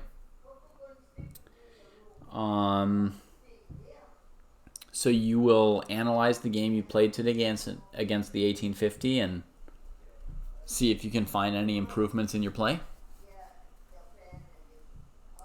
Neither, Eric Blair. Dojo cohort ranges are based on FIDE ratings from 3 years ago. So even FIDE ratings now get adjusted to a kind of Dojo standard rating based on FIDE ratings from 3 years ago. USCF ratings, online ratings, etc. all get adjusted as well. We have a resource page here under material, which is rating conversions. And I think you don't need an account to see this page, but I think you also registered for an account today, didn't you? So if you go to this page, you can see what all the ratings do.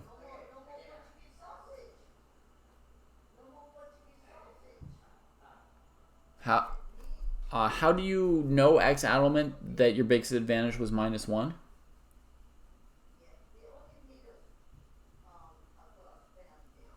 Yeah, you're welcome, Eric.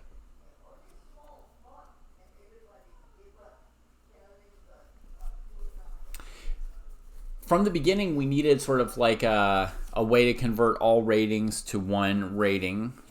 And originally it was to a FIDE rating, and then FIDE ratings changed, and we decided it was easier to just stick with our ratings than to try and readjust the whole program to FIDE ratings.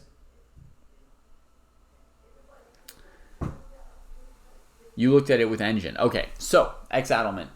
How about analyzing your games without an engine? That will be my tip for you. My improvement tip for you is look at your games without the engine. Oh, sorry, let's get our game back up for us. Queen d7, and Alvin's thinking here because, yeah, black has equalized, as Lux Tenebris is pointing out.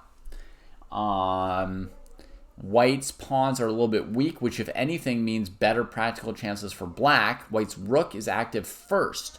So if white plays well, you would think they could hold the balance. So maybe computer-wise equal. But actually at a human level, you might already choose to play black if I asked you which side you wanted to sit down on, right? Yeah, X Adelman. Also at your level, like honestly, 2100, I know you said I'm 2100 but bad, but 2100, let's just say it's relatively far along in a chess player's journey, right? It's actually relatively good.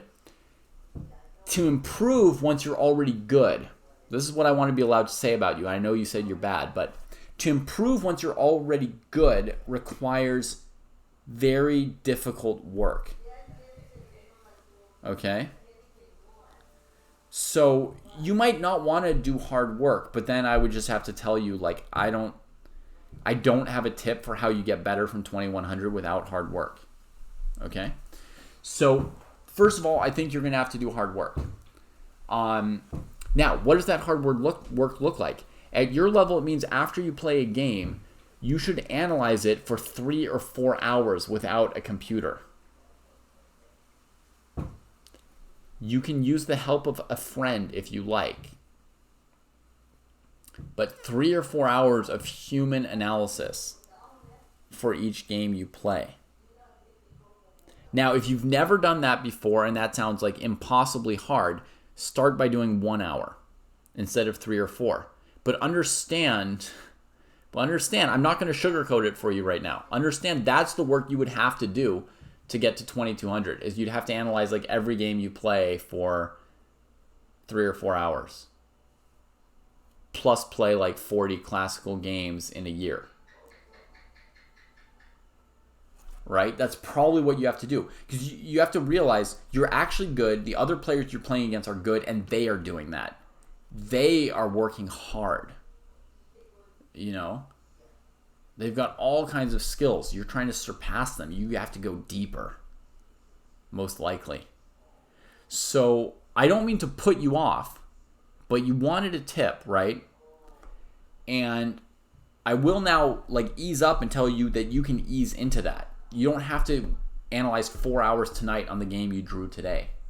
I'm not like an absolute drill sergeant about this, but you are ultimately going to have to do that work. So when I tell you to analyze a game of yours for like 30 to 60 minutes to get started, that's not actually going to cut it. I'm just helping you ease into what you actually have to do, right? It's like you want to swim and I'm telling you, like, let's sit on the top stair in the pool and just get used to feeling the water lapping against your butt.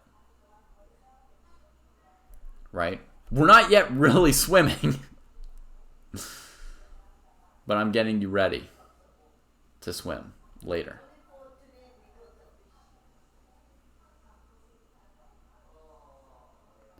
And I apologize if I've rattled your cage and scared you off with that truth.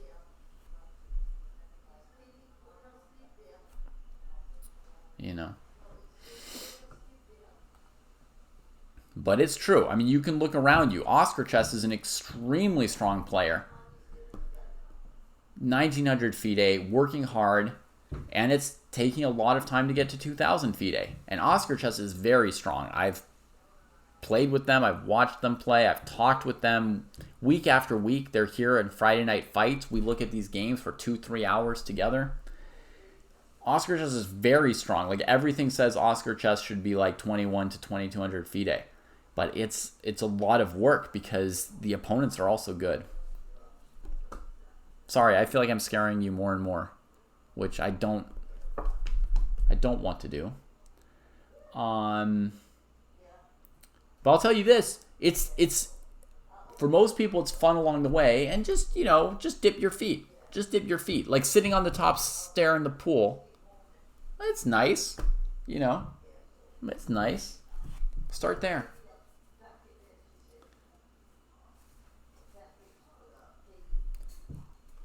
If your goal in playing chess is just to retire, though,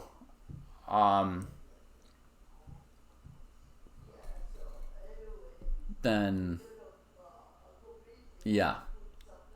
You might as well save yourself the effort and just retire now, maybe. Maybe that's the easiest advice. All right. Sushan asking, is there any book I would recommend which deals with non-forcing moves, non-critical moments, small improving moves? Sure, there are books like that at all kinds of different levels. It's really any book that's about strategy or technical chess. I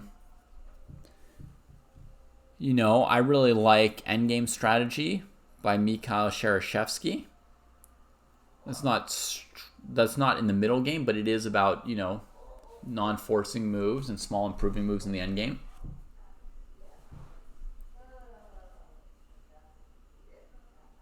You just want to accomplish your child goal.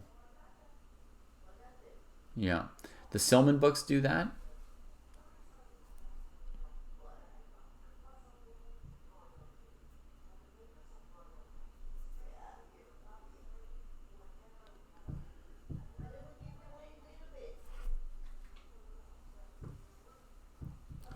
Yeah, Scott, I would also say naturally gifted for sure. That what you're telling me so far of the profile sounds like naturally gifted and like, pretty far up the talent curve, bell curve of talented, But if they have a 2000 FIDE rating, then there's something they've done that you didn't mention in the list of what they've done, and that is playing a bunch of tournament games, right?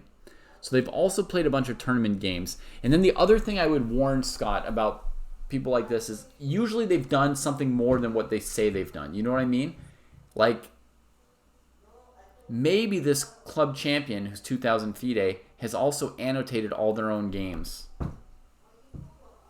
but they didn't mention it, right? Or maybe they didn't like annotate it, like write it down, but maybe they play through all their games when they go home for like an hour or two.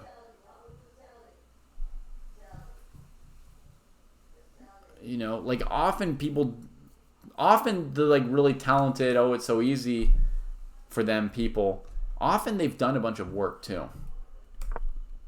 Rook b6. So this is the move which to my mind stops rook d8, but doesn't necessarily stop rook c8. And I guess on rook c8, it would be queen d6. And if you trade, then the activity of this white rook is a bit problematic. Yes, rook c7 should be enough to hold. Yes, you know, rook c2 to a2, giving up your whole king side is complicated. White's king is so weak, though. If they tangle up the pieces like this, couldn't we maybe counterattack White's king with this little step back?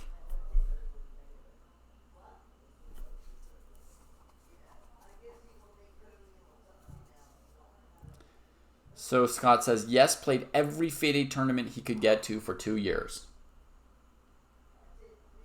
So 2 years of going to every single tournament. And is it possible, Scott, that after this person plays their games that they maybe do postmortems, talk with their opponents afterwards, or maybe review the games at home? You know? Yeah, that's possible as well, X Adelman. Very good point. Against rook c8, perhaps the plan would be rook to d6 with two main possibilities, queen e8 or trade, right? And trade, trade, trade, trade. The black king side may get slaughtered, but it is a bit of a race situation, right? So maybe after like rook d5, rook g7, a5, basically very complicated.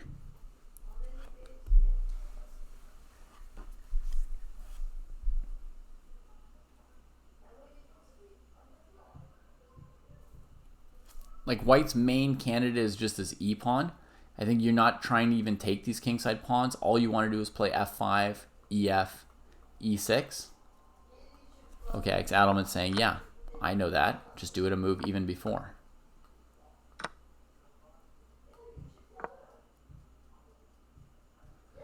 And then the pawn goes.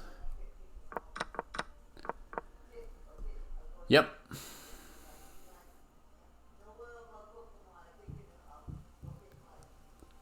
Looks pretty problematic. Maybe I should play this move to slow down f5, huh?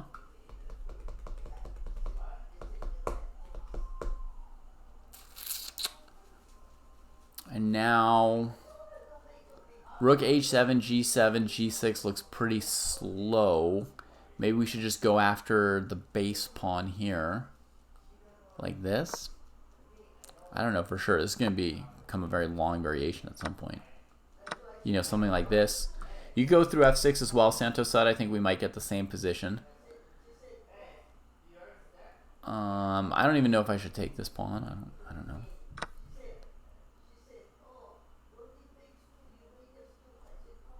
I don't know.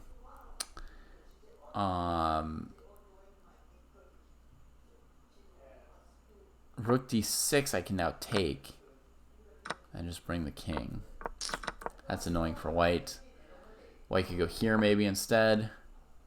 That's plausible. a5, e6, a4, e7 looks good for White.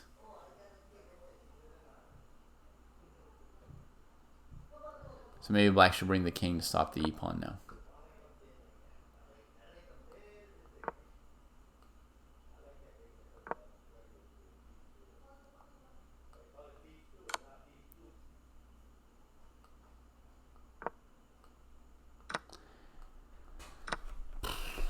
This line here looks drawish. I may be blundering something, so.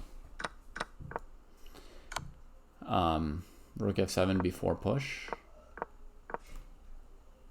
No rook b7. Rook d7. Check when I can't take. I had a feeling there might be a blunder somewhere there. That's a nice tactic. You're very fast at seeing tactics, Adelman. So e6 looks pretty good. If If you come here, there's e7, rook here, rook f8. It's not in time.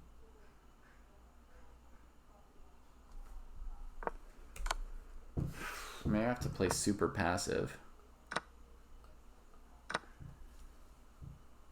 Like this. And it's not glorious. But it doesn't yet feel like I should lose.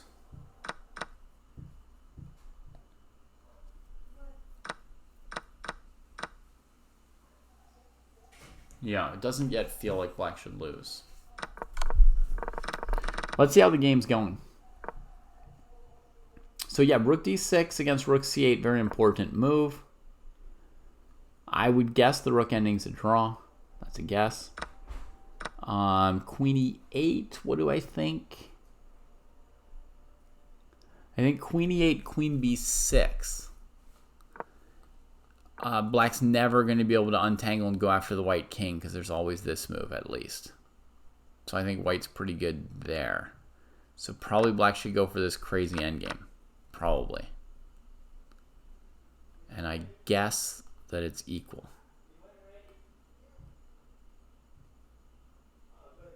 But I don't know. I don't know. Let's see what they've done because they've played a couple more moves. So we got king b8, which I don't like. Queen b4 threatening rook a6. King moves right back. Oof. King g2, rook c8. And now queen d6 comes in.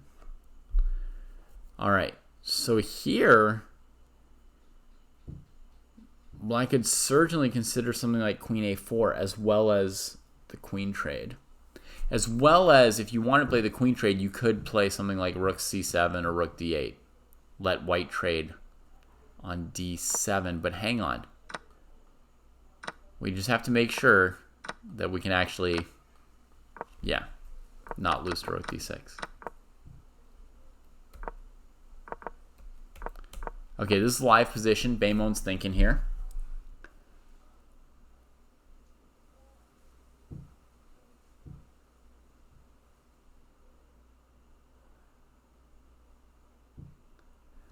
Yeah, I hear you, Scott Stewart. Scott Stewart saying in YouTube that you might be at your peak strength, but the only events you play in are ones right after you do a coaching session or you're organizing the events yourself. I've been in that situation a lot, Scott. I used to run a brick and mortar chess club. So I was like the director of the chess club, the organizer of the tournaments.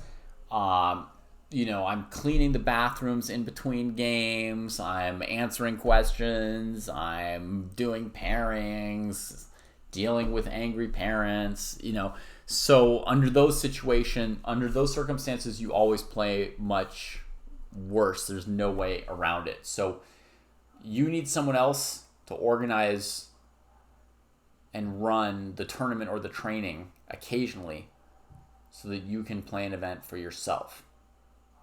Find somebody who will give you, who will cover for you one weekend every 2 months or whatever. You deserve it for what you're doing for your chess community.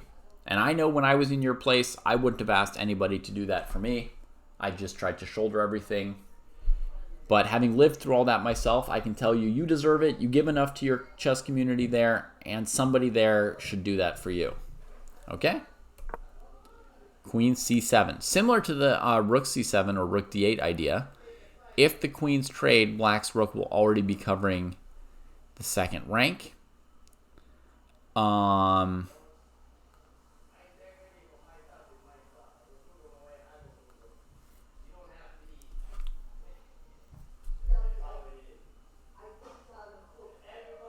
I agree with Oscar that the white king is a little bit weaker, so if possible, I would prefer to keep queens on the board, which says, we really want to investigate a move like queen a4. But if we can't immediately give checkmate, the fact that the white pieces are already so active, we just can't win. And in terms of any real winning chances, practically speaking, the fact that white already has this perpetual means you're not really fishing for much with queen a4. You know, there's no real way to take over the game there.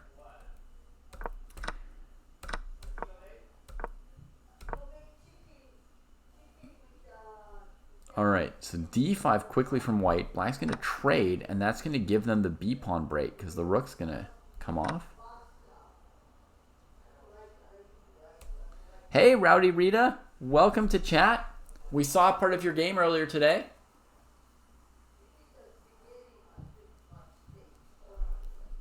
I think it's my first time watching you play, so welcome. Twitch also thinks it's your first time chatting here. Double welcome. Oscar Chess, you liked f5 here first, right? This is like the main weapon for white, and I had considered on this move here g6 for black.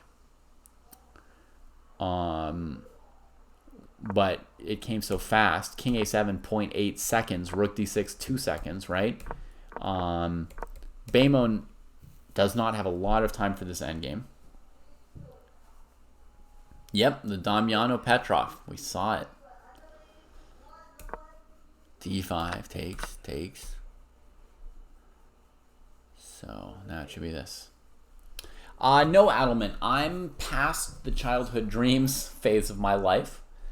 I've accepted that I will not get the GM title. But what I am interested in is playing one more beautiful chess game. So I am actively going for one more beautiful chess game. Maybe even a few more beautiful chess games.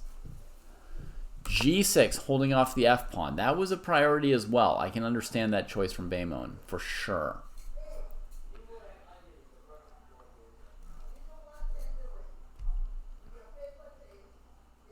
Yeah. b6, g6, hard to choose between them. That's fair enough. Can you get some beautiful chess games at the World Open? Potentially. In my case, I'm not going to the World Open, but I've played a beautiful game there once before. I had a game at the World Open where my opponent played the center counter. I sacrificed some pawns, but no pieces were traded. My opponent resigned on move 20-21 with all of their pieces on the board. You know, all 4 minor pieces, both rooks, queen. Beautiful. I sacked some pawns, took over the board. Yeah, that's happened. I've played a beautiful game at the World Open. I wish I could see the game, Adelman. I'm not sure I still have a copy of it.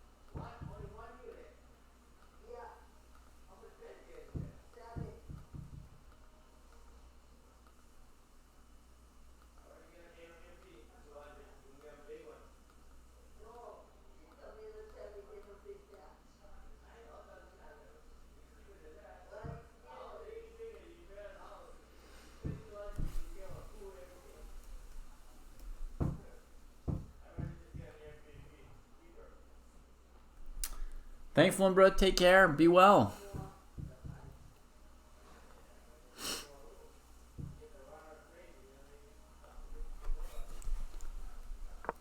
King g3. b6. All right, Beimon got it all.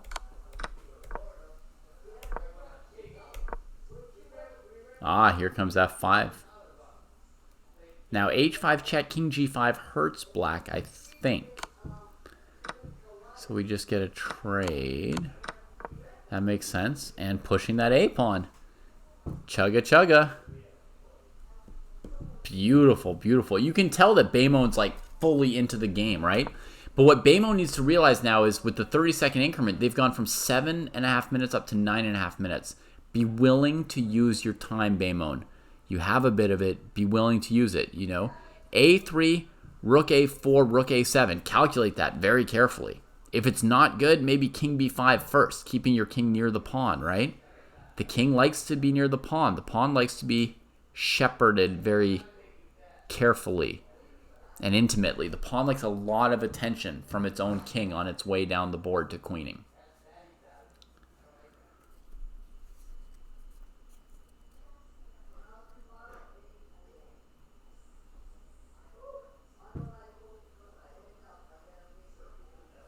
Have you considered, Ivan, that everybody wants to see your beautiful game? I also share the slight concern that I might be insufferable. But honestly, you're probably, hopefully, probably, you're bringing light, artistry, joy, beauty, truth into other people's lives. What could be better? Ooh, rook a7, maybe. King f6, ay, ay, ay. You know, Alvin's playing pretty quickly. He's not making good advantage of the time advantage he has in this endgame. But what happens after a3, folks? Honestly, rook a4, rook a7. Takes. This ending is surely winning for black, right? There's no way white's taking this pawn and queening this pawn in the time that the unopposed passed pawn is queening. So what would have been wrong with a3? Rook b4 check is tricky, but king a5 looks fine. It is good to check the tricky moves too. Then there's this move, which is really devilish. After a3, there'd be rook b3. Now that busts you because your king can't get close enough in time. But a3, rook d3, rook a7 is better than rook a7 a move before. You've got your pawn another very critical step closer, and they've just shuffled the rook an extra move. So Baymon could have maybe worked harder on this move if they recognized how critical it was.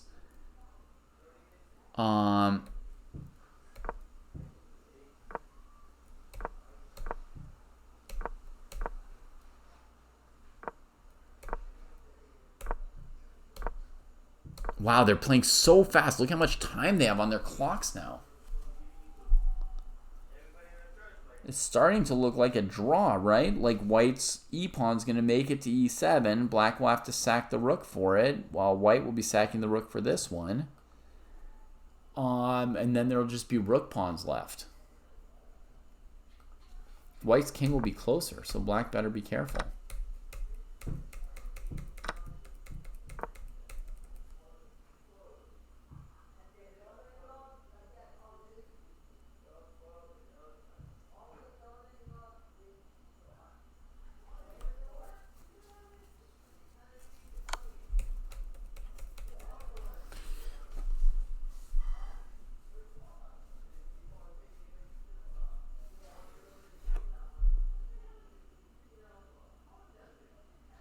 You play endgames to what purpose? So you can't remember your games and can't show them to your friends because they're too long? Or because you don't think endgames are beautiful?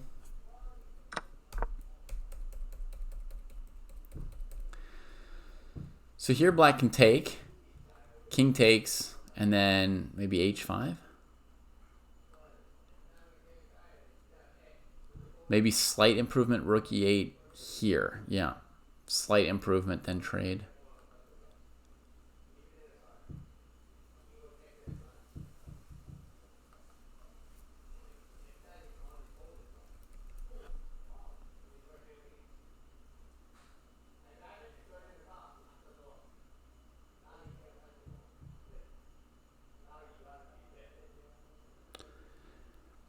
This is mildly tricky from black's side. There are definitely ways to lose as black here.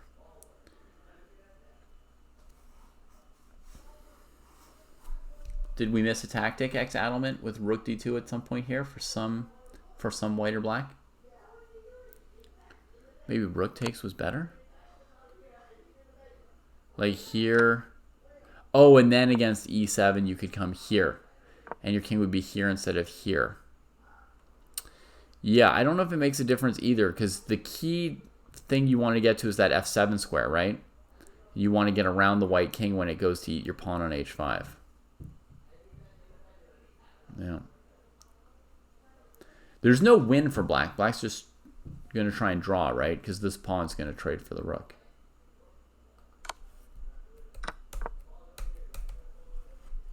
Hello, Robo.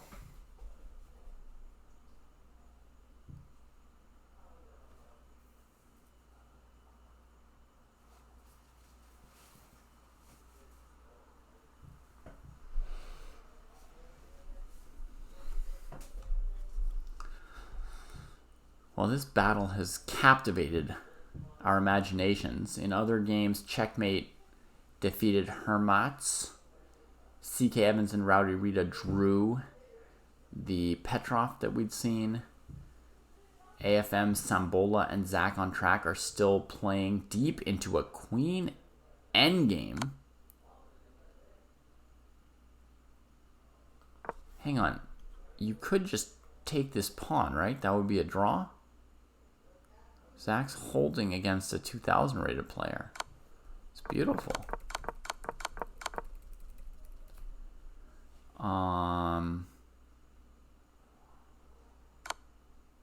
What's a win for white, Ivan?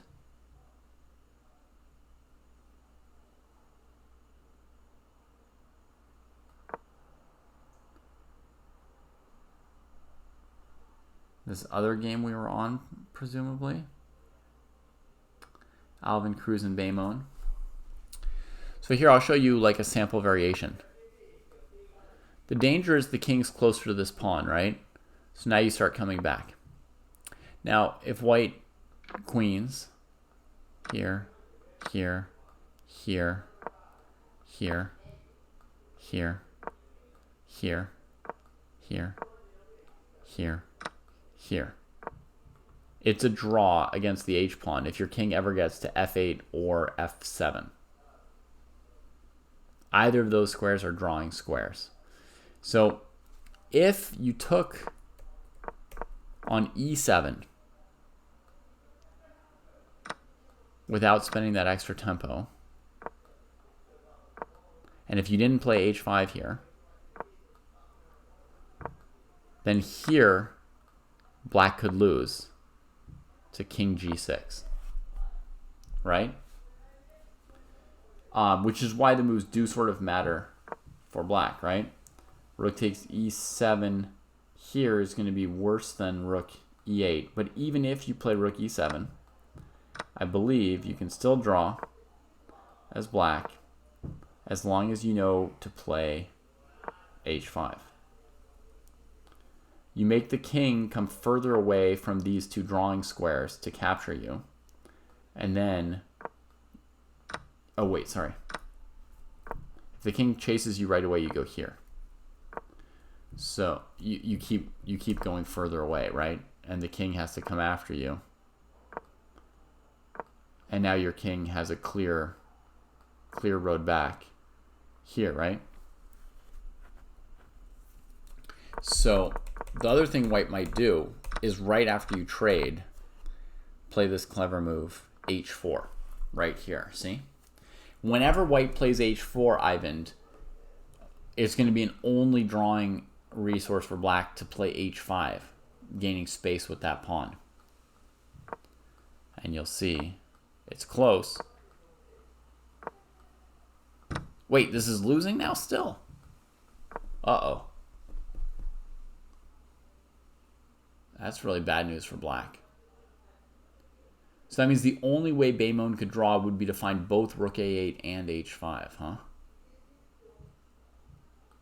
e7, rook a8, king f7, king b3, here. Or we could throw in the h4 move, like somebody was saying. h4 first. Black would have to play h5. It would be the same thing. If you play king g6, black can always play rook e8, right? So there's nothing to do but queen.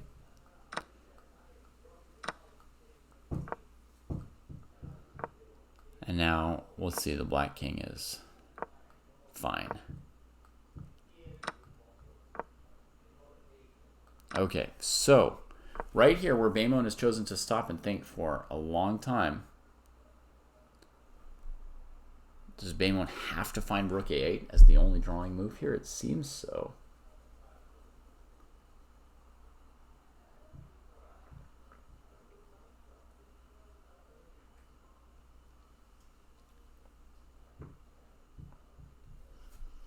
So, yeah, anytime black plays h5, white should play h4 to keep the black pawn from going further. Same, anytime white plays h4, black should play h5 to keep that pawn from going further. Very important to this position. Love the time usage from Baemon. Settling down after a bunch of quick moves and realizing that this is important. It's beautiful. Beautiful.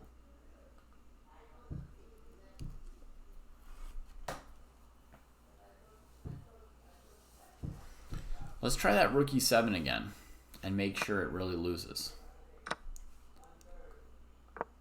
Okay, what did I play here? h4?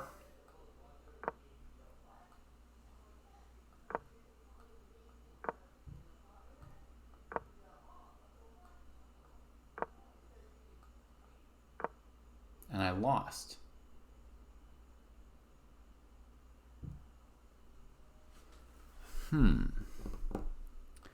H4. Oh, maybe against h4, is there any chance I can do this now? Hang on, let me check, folks. After saying that h4 needs to always be answered by h5, and h5 always answered by h4, vice versa, this could draw. Now, white could go here, but it doesn't change anything, actually, how close this pawn gets now that the black king is close enough. King g7. Anytime, you have to take on h7 eventually to win the game, but you can't. X Adelman, I stream personally maybe 4 or 5 times a week. There's also Jesse and Kostya. It's a shared channel. We've got 3 chess teachers sharing this project together. So between us, we probably stream 6 days a week.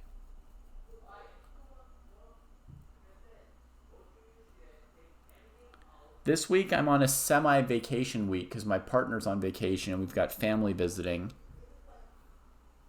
And so I'm only streaming 3 days this week, maybe.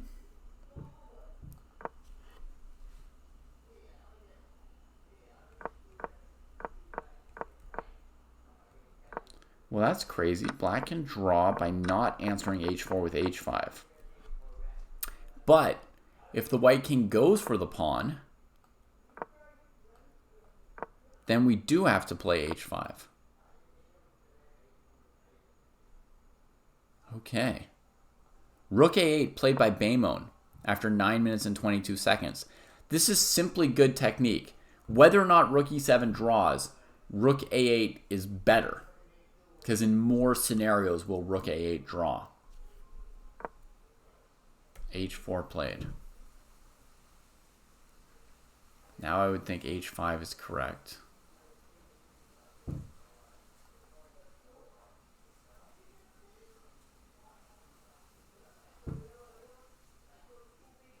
Oh, you're at a tournament right now. Cool. Enjoy your tournament. Good night, Eric. Yeah, h4 is the toughest move, and Baemon's got 2 minutes to think on it. So h5, king f7, king b3, e8, takes, king c4. Plays it. Baemon. Come on. Beautiful. 49 seconds, 2 minutes left. No, here getting worse. White's threatening to play like h5, h6, or like h5 and then king f7. It gets really hairy. I think h5 was correct because now the only thing they can do is play king f7 in this. And now you've got time to bring the king. They've got nothing better to do than queening because if they ever come back, you have rook e8, right? Nothing better to do than queen, and the king just comes. Oh, wait, hang on. Was that the right square? I guess it's okay. Baymon's playing it really fast now. They're confident. They looked ahead. Got the king frozen on the side. Whew! It was simpler, folks. It was simpler right here to go to the drawing square on f7. Okay, this was less hair-raising, right? You just get in here. Yeah, but okay, we got king e5 here. He's going to show the technique of freezing a king on the side of the board. Now king f6 loses to king g8. This is just where Baymon gives us, 2 extra gray hairs by playing this way. But what are 2 more gray hairs at this point for me anyway? King f8. Holds the draw. Resignation?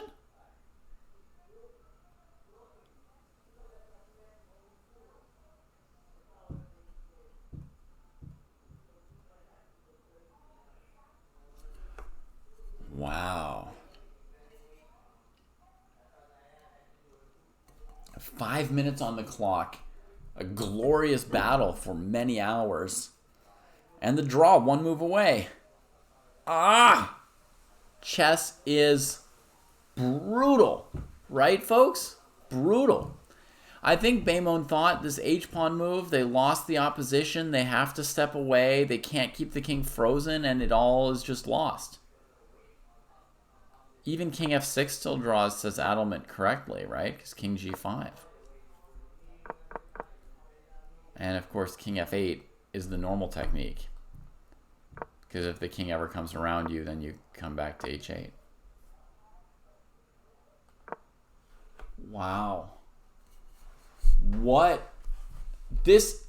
Folks, this is really what chess is like. And for anyone who doubts that you can play an online game that feels like a tournament game, this is that, right? Fighting so hard, the pain when you make a mistake at the last moment. Lumbra was just in here telling us, right, that they played a 4.5-hour game at the club. They were winning for 4 hours and 15 minutes out of the 4-hour-and-a-half game.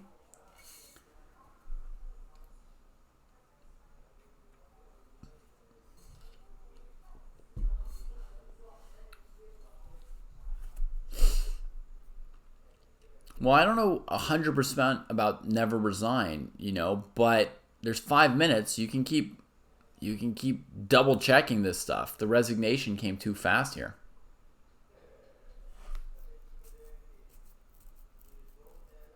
I imagine that the resignation was a blunder, Alvin. It could have been a misclick right next to the draw button. I don't know if like resign and draw are right next to each other. But my guess would be it was a blunder, like he just thought he has to give way and lose the opposition, I think. And I know it's not the same, you're not right there with the opponent, but it's still intense, right? It's still like intense chess drama. It's like hours of really caring, pouring your heart and soul into the game. And of course, there's strong emotions at the end of it all. Even us just watching, right? Strong emotions. Whew.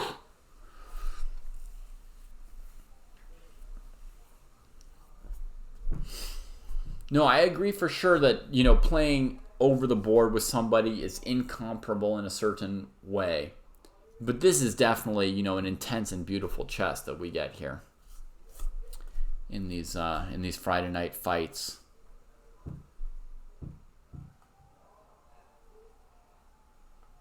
Zach on track did hold this draw with AFM Sambola. Incredible result for Zach. gives the checks a couple times, and the second time around does take off the A-pawn. Looks good. And there's one game still going here at least, I think. IOE-JEIUOIE against C.K. Evans, making good on the promise to spend more time this week than last week.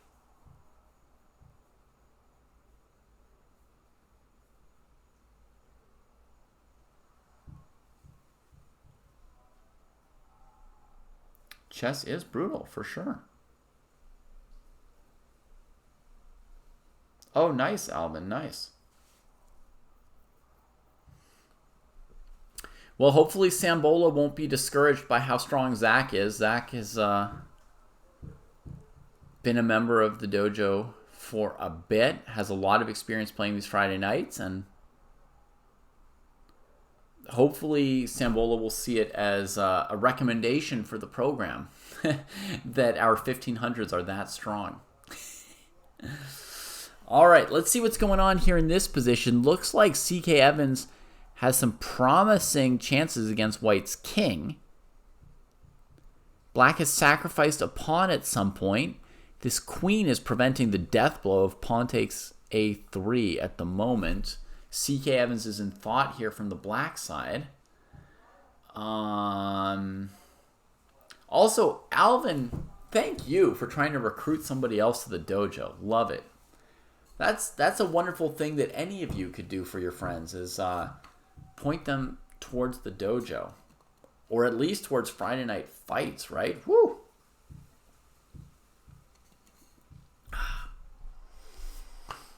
Alvin, you're ready for it. You've adjusted to it, right? You're ready for the 1000s. Alvin says even the players below 1,000, for folks not reading YouTube, Alvin, who is 1950, says even dojoers under 1,000 give him like serious trouble in his games. And yeah, tough players. It's a good thing. All right, get some sleep, Adelman. Enjoy your tournament. We'll see you around. And good luck realizing your childhood dream.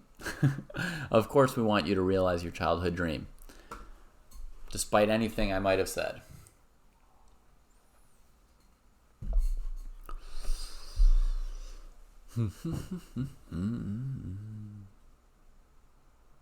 Okay, so Queen A4 is a first candidate move for Evans.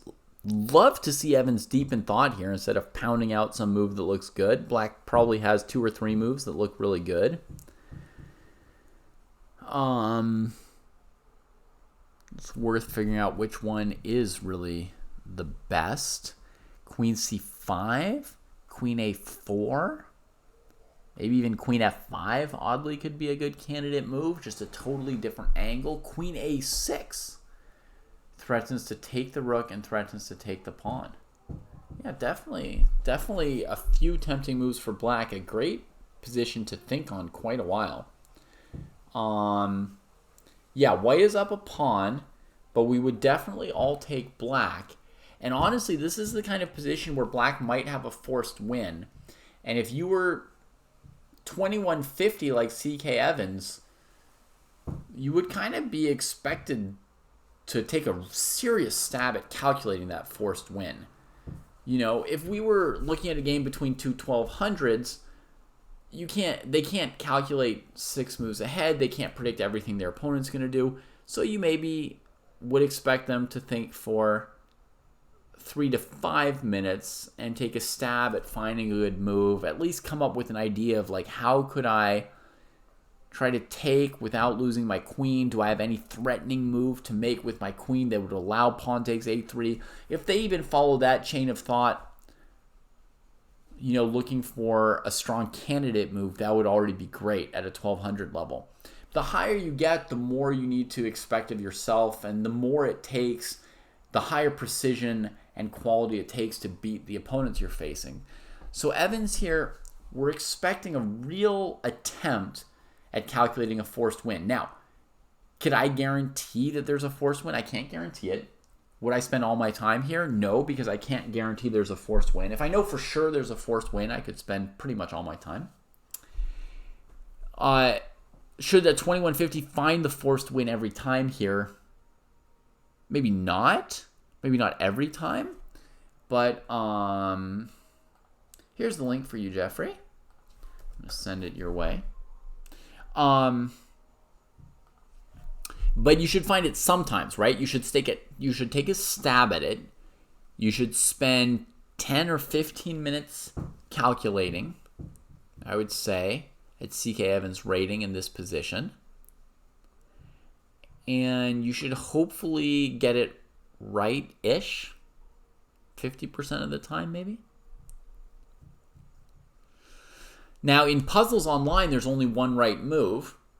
Sometimes in real life, there's no winning move, or there's 3 winning moves, and it gets confusing to look at multiples of them, right?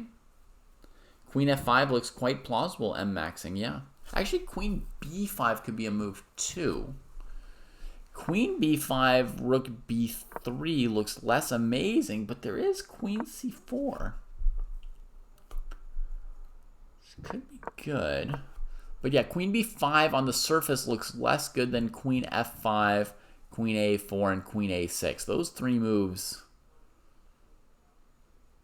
look pretty sweet to me. Queen c5 as well, I like. Queen b5 instinctively, I would look at it later.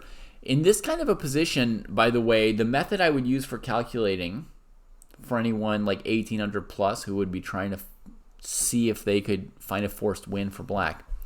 My method would be to first look at the move that I think is most likely to be right and look really hard at it. Also, I think there's a fair chance instinctively that not queen e5. Instinctively, I could believe that 3 or 4 of these moves all win.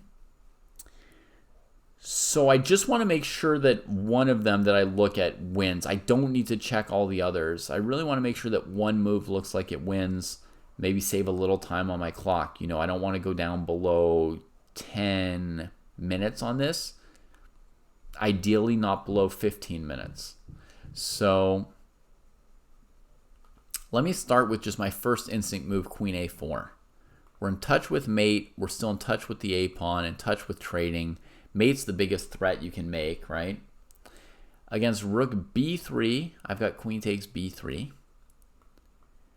Against queen d2, I have pawn takes a3, rook takes a3. That's not encouraging.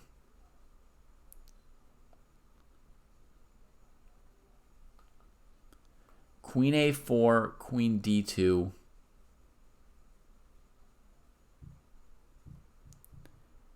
b3, c3,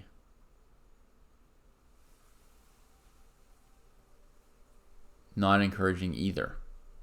So that's where I would stop looking at queen a4 for a moment and see if I might not have a better move. Queen a6, I'm just going to test every move against queen d2 now, by the way, as Oscar Chess is saying in chat. Queen a6, queen d2, pawn takes, rook takes. Queen f5, queen d2.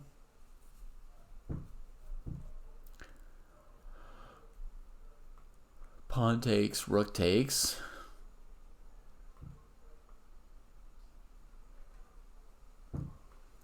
Rook c2, queen c2, rook c8, rook c3. Super poop. As in, I just lost with black.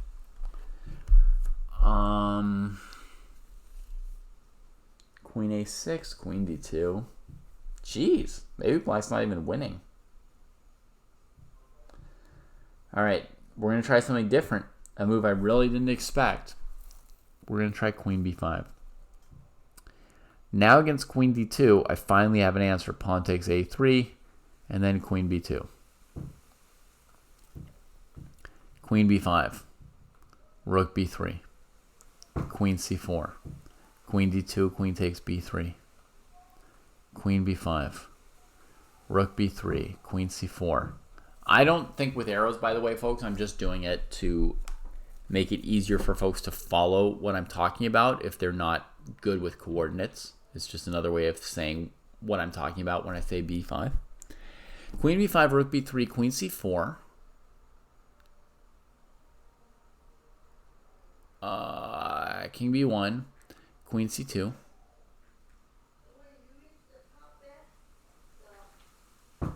King A2. Pawn takes. Rook takes. Rook takes. That looks pretty good. Queen B5. Queen D2. Pawn takes. Crushing. Queen B5. Rook D3. Queen C4. Crushing. Queen B5.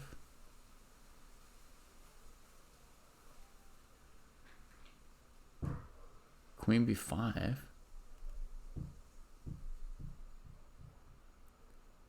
Queen E3. Pawn takes A3.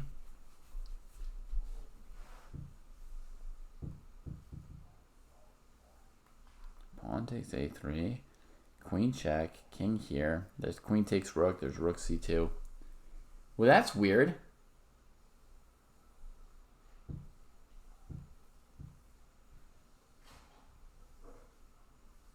That's really weird. Queen B5 looks winning. My instinct was that every move except Queen B5 was winning. Let's see what Evans played. Queen B5 after 10 minutes of thought. You could not have done better, Evans. 10 minutes and finding the right move. I mean, I would have given you credit just for spending 10 minutes on this move. Just using your time correctly at the correct moment, even if you didn't get the right move.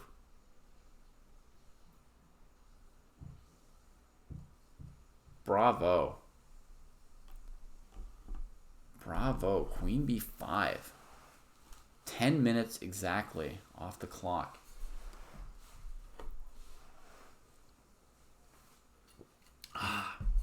Very nice. Exclam clock usage. Santos said, against Queen D2 here, we're not playing Queen C4. We're playing Pawn takes A3 immediately. Because on Rook A3, we've got Queen B2. And on Pawn takes A3, we've got Queen B1. That's why the Queen's here. So this Pawn takes A3 is a bigger threat. It's a bigger threat with our Queen on the B file than with our Queen on A6 or A4. That's what makes this move stand out from the crowd.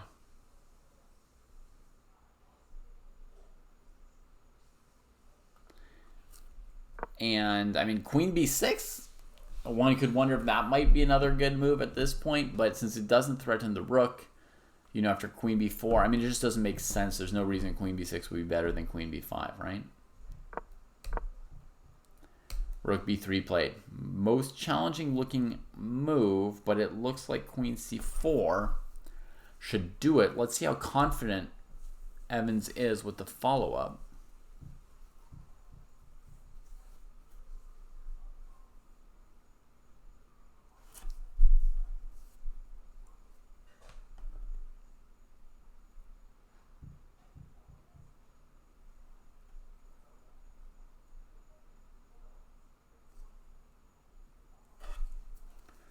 "4:30 a.m. Yikes," Santos said.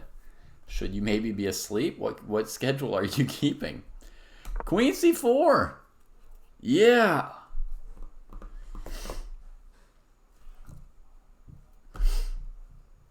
Were you in chat, Alvin, when CK Evans came in today and said that they were going to use time better than against you previously?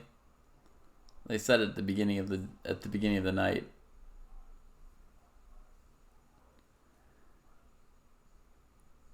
Said, David, can you give me link? I will use better time management. And Alvin, you were there. You said yes. You were there. So CK Evans is doing it. And that's all we have to do, folks, is just occasionally make one improvement, you know? And then another day you'll make another little improvement. Oh, you're already up. Oh, Santos Sud on that schedule. That's great. Went to bed early. Whole day ahead of you at 4:30. It's going to be a long one. Longest day of the year. Sun-wise. They're all 24 hours, folks.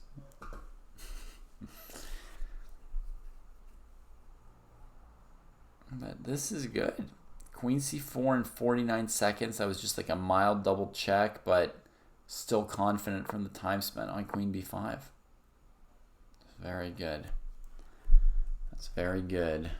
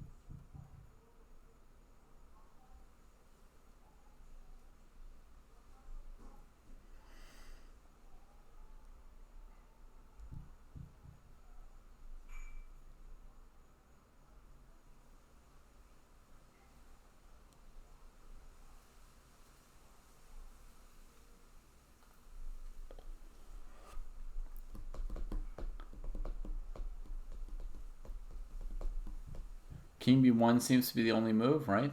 That's what I was seeing.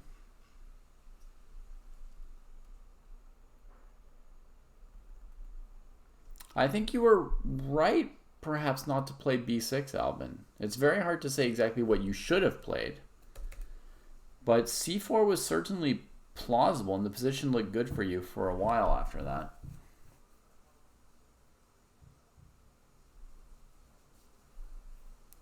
Against queen d2 or queen d1, there would be queen takes b3, right? So Systemovich, your first suggestion, king b1, that's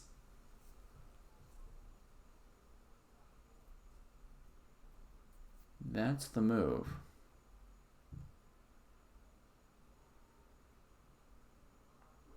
But yeah, Rowdy Rita's got, I think, the key variation that remains here, which is here, check, here, takes. You're threatening queen takes rook.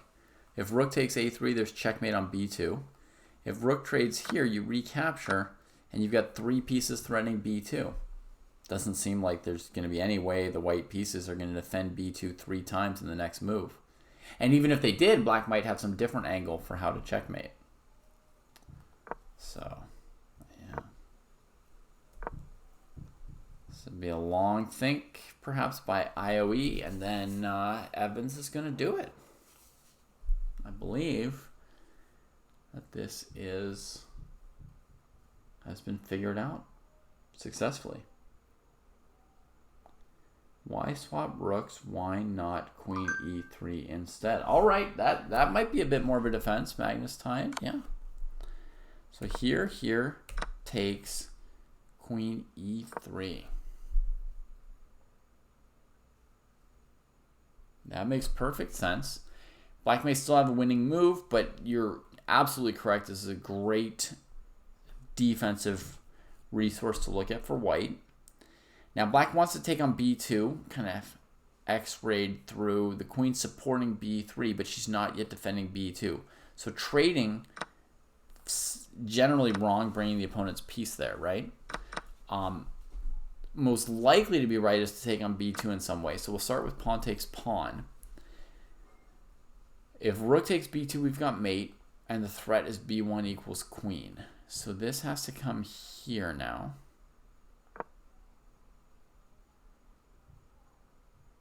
And then what?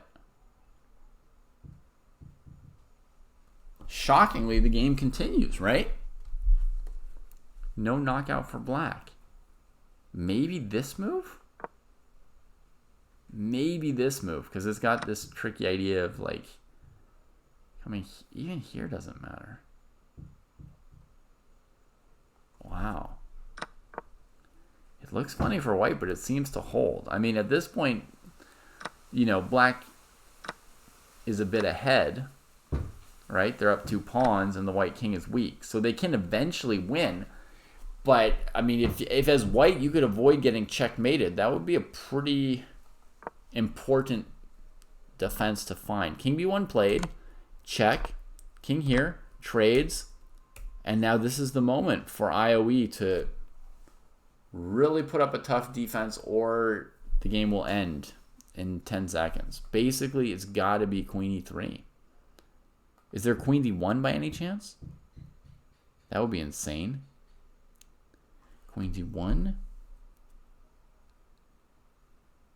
Anything wrong with that?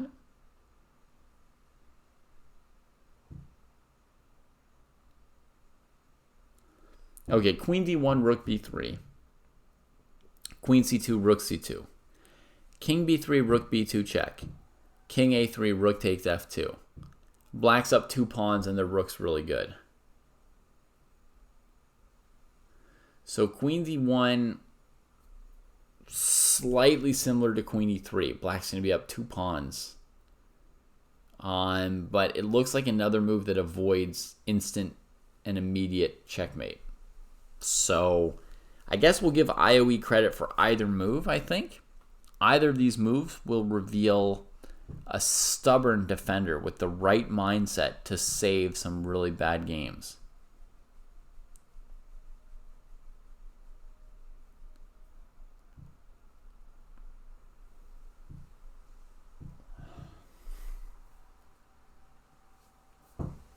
And whether or not it saves this game, it's going to save, 5 to 10% of games that look like this. The person who finds one of these kind of moves is going to be a person who you see saving games occasionally that you wouldn't expect.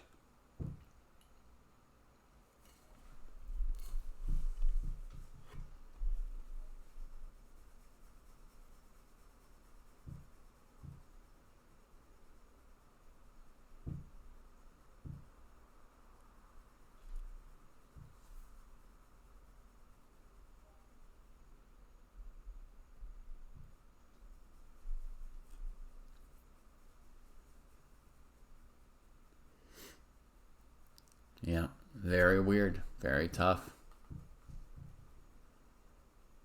Let's see, are there still more games firing off? There are. We've got another game between Chess Aesthetic and Systematis. Over here, just getting going, Rui Lopez. I think this defense is called Steinitz with d6, but with a6 it's Morphy, and a6 plus d6 is maybe delayed Steinitz or deferred Steinitz, something like that. Go back to the game that's on the line. Rook b8 played. That's going to be the end. Oh, Systematis is with us listening, so I will not say anything about that game.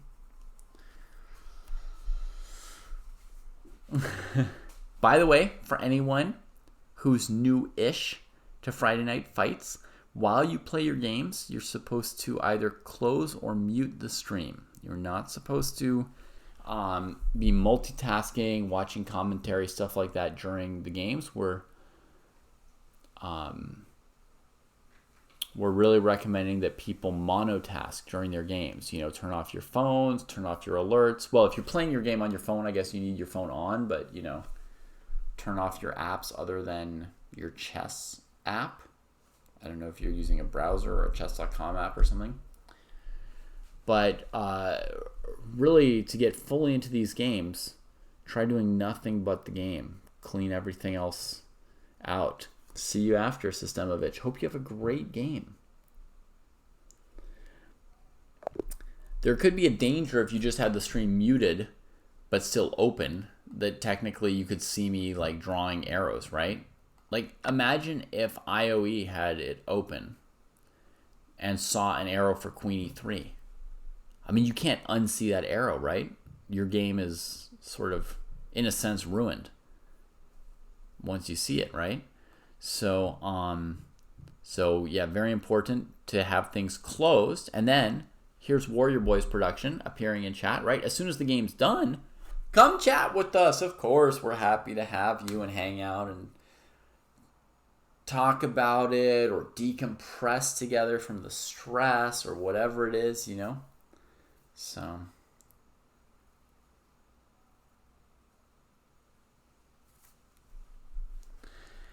all right. Queen e3. Rowdy Rita wonders, would there be this rook b6 defensive move then? with the idea of introducing rook a6. Once these rooks aren't defending each other, though, this move might become plausible. Already did Warrior Boys productions, and you're going to be happy, I think, gratified to hear my thoughts. I'm gratified as a chess teacher to have said what I said about your games on a previous week and then have you play like this, 1 or 2 weeks later. Your previous opponent, Alvin, is proud of you. We're all proud of you. So Rowdy Rita's point is going to be to come here, here. Queen takes b6, defending b2, but you've truly opened the A file, white, and now this comes in. Rita may have found a more vicious and violent way to prosecute this as black than what we initially saw. Maybe a way to still try and get a knockout, even against queen e3.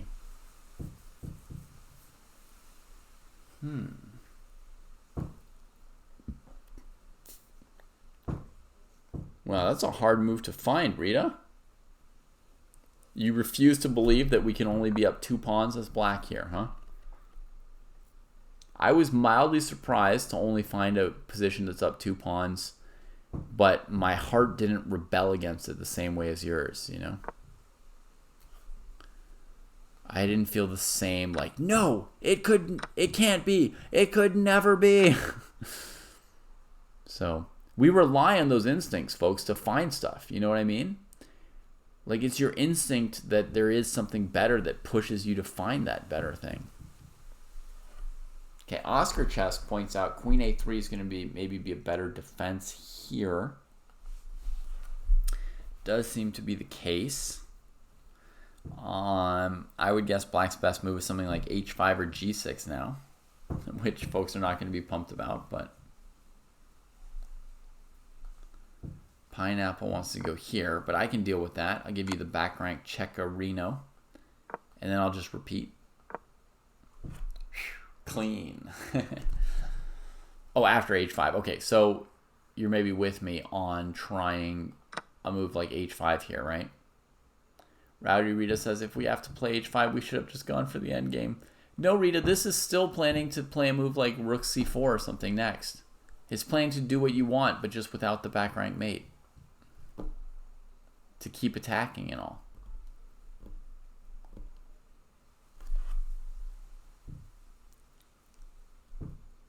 So CK Evans, you're going to be able to go back and watch the commentary that we did live on this, right? You know how to rewind it and check everything we thought on the earlier part of the game. Right now we're still just working on, trying to bust this queen e3 move for white. Somebody says a move that suggests another move other than queen a3 of queen b3. This move Rita's really going to hate if it's a good move.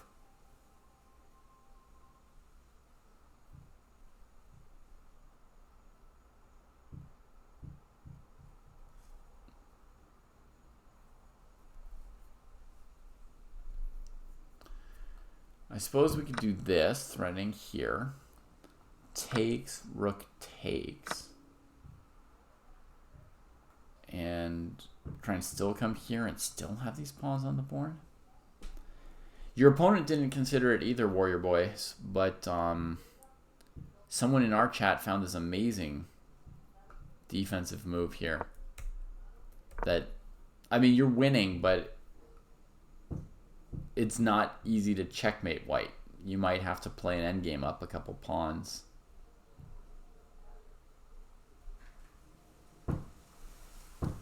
So we've got a crazy idea from Rita. Rook b6.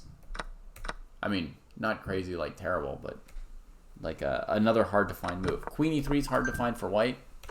Rook b6 is hard to find for black. So we're at queen a3, h5. Someone says rook e1 to deal with rook c4, right?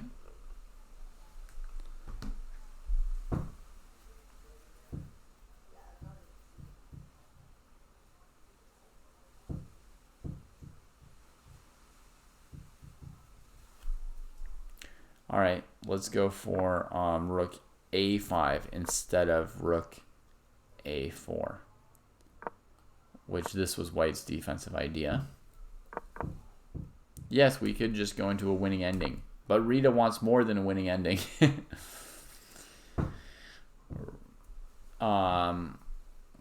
Rita feels like black should have a winning attack in this position. But yes, after queen e3, we did think that here,